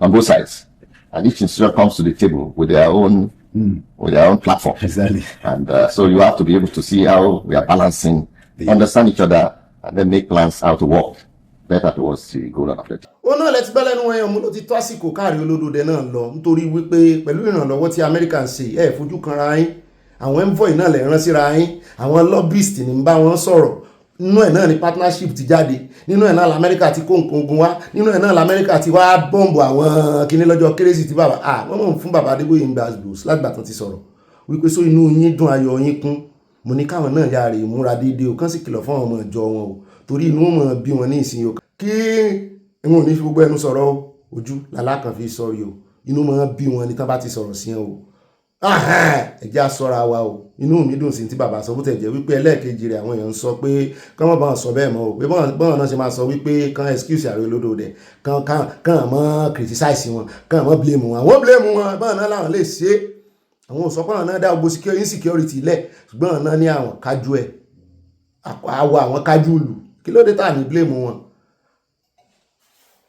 Ṣùgbọ́n àwọn retí bóyá Trump ó wà torí ẹ̀ la ṣe ń wò pé káàrí Olódòdẹ náà lọ, kánjọ mójú ajé kò ní sọ, kánjọ fojú kojú, inú wa ó dùn, ariwo tó bá wọ àwọn Gúnmi àǹkó kán mọ̀ pa, torí Ààrẹ Olódòdẹ ṣé wọ́n ti lọ Tọ́kì bọ̀, wọ́n ti lọ Tọ́kì, ibi Tọ́kì náà lọ lọ́jọ́ sí tí wọ́n yẹ̀gẹ̀ rẹ̀, àbí ariwo wo náà fẹ́ pa àyà wá lọ USA náà kó lọ Tọ́kì o, wọ́n sàti lọ Tọ́kì USA, Ààrẹ Olódòdẹ gbọ́dọ̀ lọ USA o, kẹ́ẹ̀tì ẹ̀ fojú àwọn tàyín gbolẹ̀ tán sọ pé ẹ̀ lè lọ, tán ní Sùwẹ̀rẹ̀ náà wà lára àwọn tó lè lọ Sùwẹ̀rẹ̀ mú bẹ̀ẹ́lẹ̀ fún wọn ni o. Ó dá wà ní rí báyìí lọ́nà àwọn ìròyìn wa, ibi láà fi ẹnu ọkọ̀ sólà, ibi láà fẹnu ẹ̀gúnlẹ̀ sí o, adúpẹ́ lọ́wọ́ Ọlọ́run báyìí bá wà, bí ó bá dénú yín bọ́ bá dilẹ̀ bá pín fáwọn olólùfẹ́ yín 5 lines náà ní kọ́mẹ́ǹtì ọ̀ ẹ̀mọ́jì ojú bẹ́ẹ̀ lọ.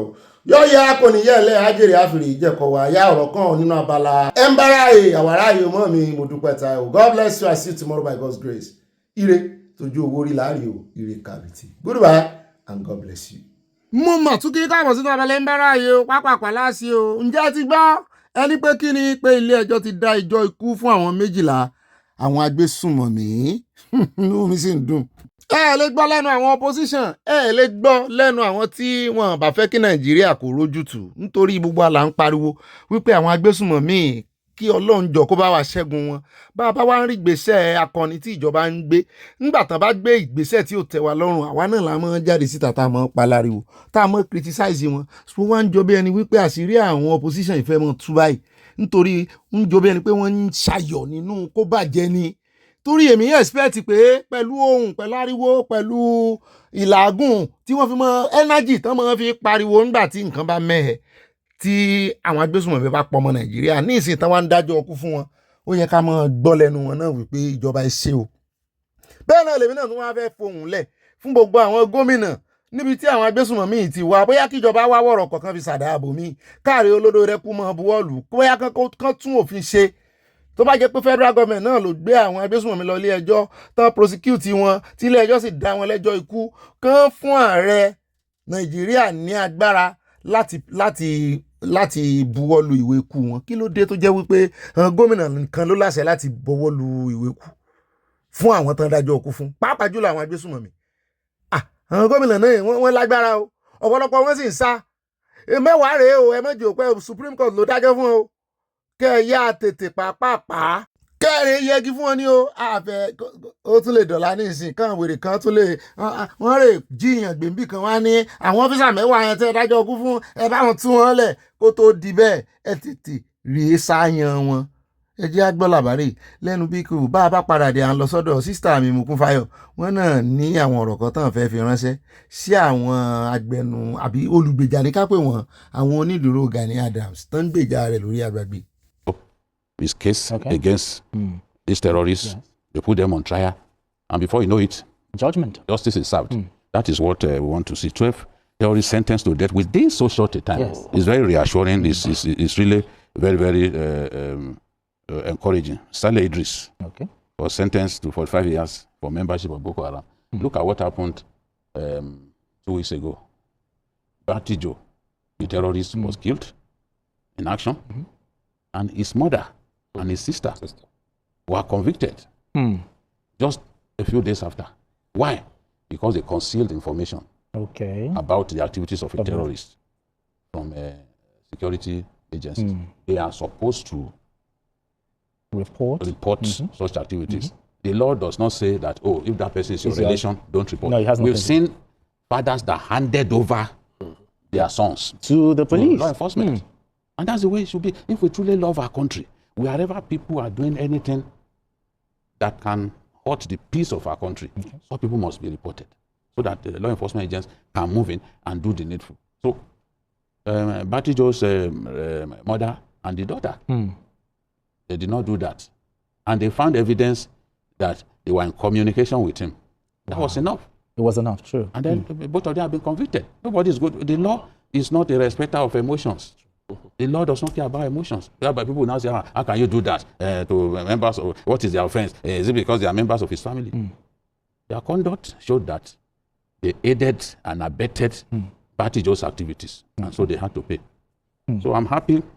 These convictions are very good. Even the American authorities have congratulated us. That's good. For the efforts we are making, getting hold of these people and then putting them on trial. The killings of innocent people in Benue State. They've been arrested in Benue, Yelwata, and this Zibrakin Ladio was the other place. Okay, in Plateau State. In Plateau. They've been arrested. They've been put on trial. So very soon, justice will be served. This is what we want to see. Absolutely. ó dá àwọn ọmọ láìkí wọn bá tí bọ̀dà Jídé sọ yẹn oṣù gbẹ́jẹ́ á gbọ́ síwájú sí o á ti mọ àwọn tí wọ́n dájọ́ ikú fún o wọ́n ní àwọn tí wọ́n lọ ṣiṣẹ́ láabi lọ́wọ́ mo ní gbogbo ẹ̀yin ará Ọ̀wọ̀ ó yá ẹjẹ́ àṣepatí ẹ̀ kínú wa dùn káyọ̀ wa kún pé justice at last ṣùgbọ́n a fẹ́ sọ̀rọ̀ lórí ṣé gómìnà àti ẹ̀mọ̀ bóyá gómìnà Ọ̀wọ̀ náà máa kó wọn lọ fún bóyá gómìnà ìlú tí àwọn wèrè yẹn ti wá sí ni sáwọn gómìnà yẹn máa tọwọ́ bọ ìwé ikú wọn ibi tá a ti máa wà stọ́ọ̀kì. The next phase, justice. Now the court has done its own part of the work. Okay. The third leg is the execution of the judgment. Okay. That's the one where we always have our affairs. You know. Because those who were sentenced to prison, they are serving the sentence already. What about those convicted to die? What happens? Okay. That's what the family will be looking forward to now. We are always very emotional about things like that. Nobody wants someone's life to be taken, you know. It's, in this part of the world, it's usually an emotional thing. But like BKO said, when we get to the point where people know that if I do this, the worst they can do to me is to keep me in prison. And then maybe someday, like those in Oyo are doing now, my fellow killers will be bold enough to abduct some people and then demand for my their release. You know, if you recollect the attack on Kuje prison some years back was as a result of some Boko Haram members who were kept there. Yeah, that's true. Because they said they wanted them out. So I think gradually we are making progress. And it's not just progress with a small p, it's progress with a big P. A big P. Yes, and I like that. You recollect we've also spoken about those who were put on trial by the Office of the Attorney General of the Federation. That was also massive. But do you think this, with this verdict, it brings public confidence on the security agencies and the judiciary as well? Certainly, it is doing. In fact, the other leg of it for me was what the DSS did about the man who was wrongfully linked to Boko Haram and had been in detention. That's talking about what the DSS did with one of those who were arrested. I'm trying to get his name now. Okay. Nora Idris, who was said to have been wrongfully arrested. And he was exonerated? He was exonerated, and the DSS said, well, for your trouble and all the rest, this is some money. Go and settle down and have a good life. You know, which I think is also commendable. Yes, we may say it's not in the law, it's not in all of these, and whatever reason, but it's a good step that, see, we've offended you, and it might be difficult for you to go and start saying you want to go to court, you want to do all of this. This is it. And I think that's good enough. So, the major thing we are waiting for now is the execution of the judgment. BK, will the governors be bold enough to sign on the dotted lines this time, now that justice has been done? Yeah, I believe that some governors will find the courage. The governor of Edo State is a man after my heart. Okay. He has demanded that the chief judge should set up a special court for speedy trial of terrorists and kidnappers. And cultists too. Okay, cultists. And he said, whoever is sentenced to death, I will sign. I will sign. In fact, he will be happy for such people to be executed in a public place like Ring Road in Benin. But usually, that happens during the military regime. Yes. So they will even take that person to his area. I remember one guy that was sentenced, went to execute him in Felele, where he lives. Wow. So, to the utter shame of his parents and members of his family. But usually now, the judges will say the gallows are in the prisons. Yes. So we need to freshen up those gallows, because I believe that some of them are not even functional. More and more people don't deserve to live with the rest of us. So, and the more they are sentenced to, the more governors should move quickly to ratify such sentences. And the more prison authorities to get excited, in my view, at carrying out the order of the court. So we should not waste time, because they don't even show. Look at terrorists flogging people with big sticks. They are animals. Yes. Animals. So those people deserve to live with us.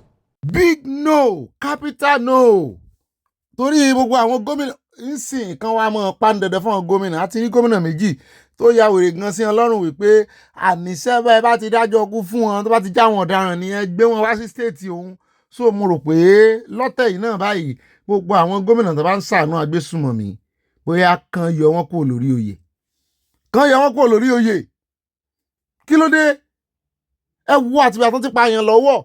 Ṣé wọ́n wà kórù yẹn dé irú àwọn wèrè ìdé iwájú gómìnà Ọ̀wọ̀ ní Ondo yóò wà lóhùn òsàn yẹn.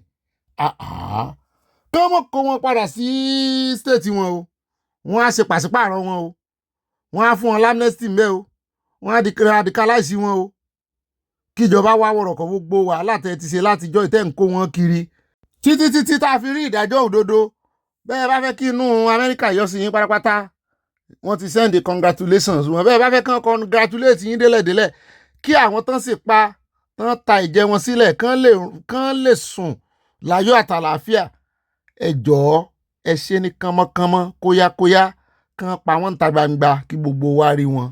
Kò jù bá náà lẹ́jọ́ wáyà lọ́dọ̀ sísítà mi Mokunfáyọ̀ ànípẹ́ lọ́dọ̀ wọn rárá. Eléyìí tán ṣe lónìí tí ìjọba ṣe ó dùn mọ́ mi. Àwọn retí bóyá Peter Obi ó sọ̀rọ̀ lé lórí, bóyá Àtíkù náà ó ga ohùn sókè. Torí wọ́n wà àti bàbá Ahmed àti Dr. Yusuf gbogbo wọn wà lára àwọn tán pariwo lé olódòdẹ lórí tó lódòdẹ bá wá ṣe léyìí tó dáa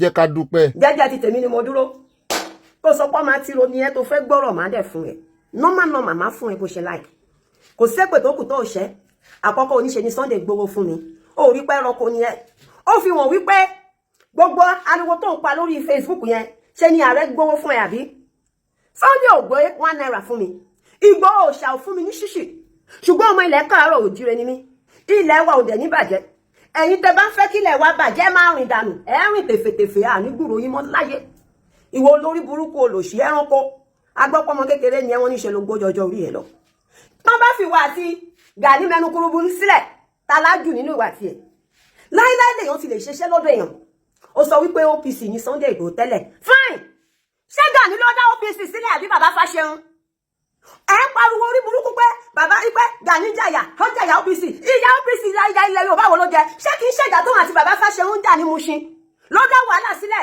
tó bá sọjọ́ ṣe ó ṣe àná ìsìn wọn ní on life kan arrest ẹ̀ abẹ́ ti ya wèrè abẹ́ ṣí èrè abẹ́ fẹ́fẹ́ di ara yín síta kábà yín fẹ́ síta à ń sọ̀rọ̀ nípa ilẹ̀ wa tẹ́ bá wà responsible tẹ́ bá jẹ́ èèyàn gidi tẹ́ bá jẹ́ èèyàn alálùbáríkà tí Sunday Igboho bá ṣe OPC rí tó bá tó stage tó dìde pé bó ṣe ń pa àwọn èèyàn òun ipe ara àwọn ò gbà ìdùnnú yín ló yẹ kó jẹ́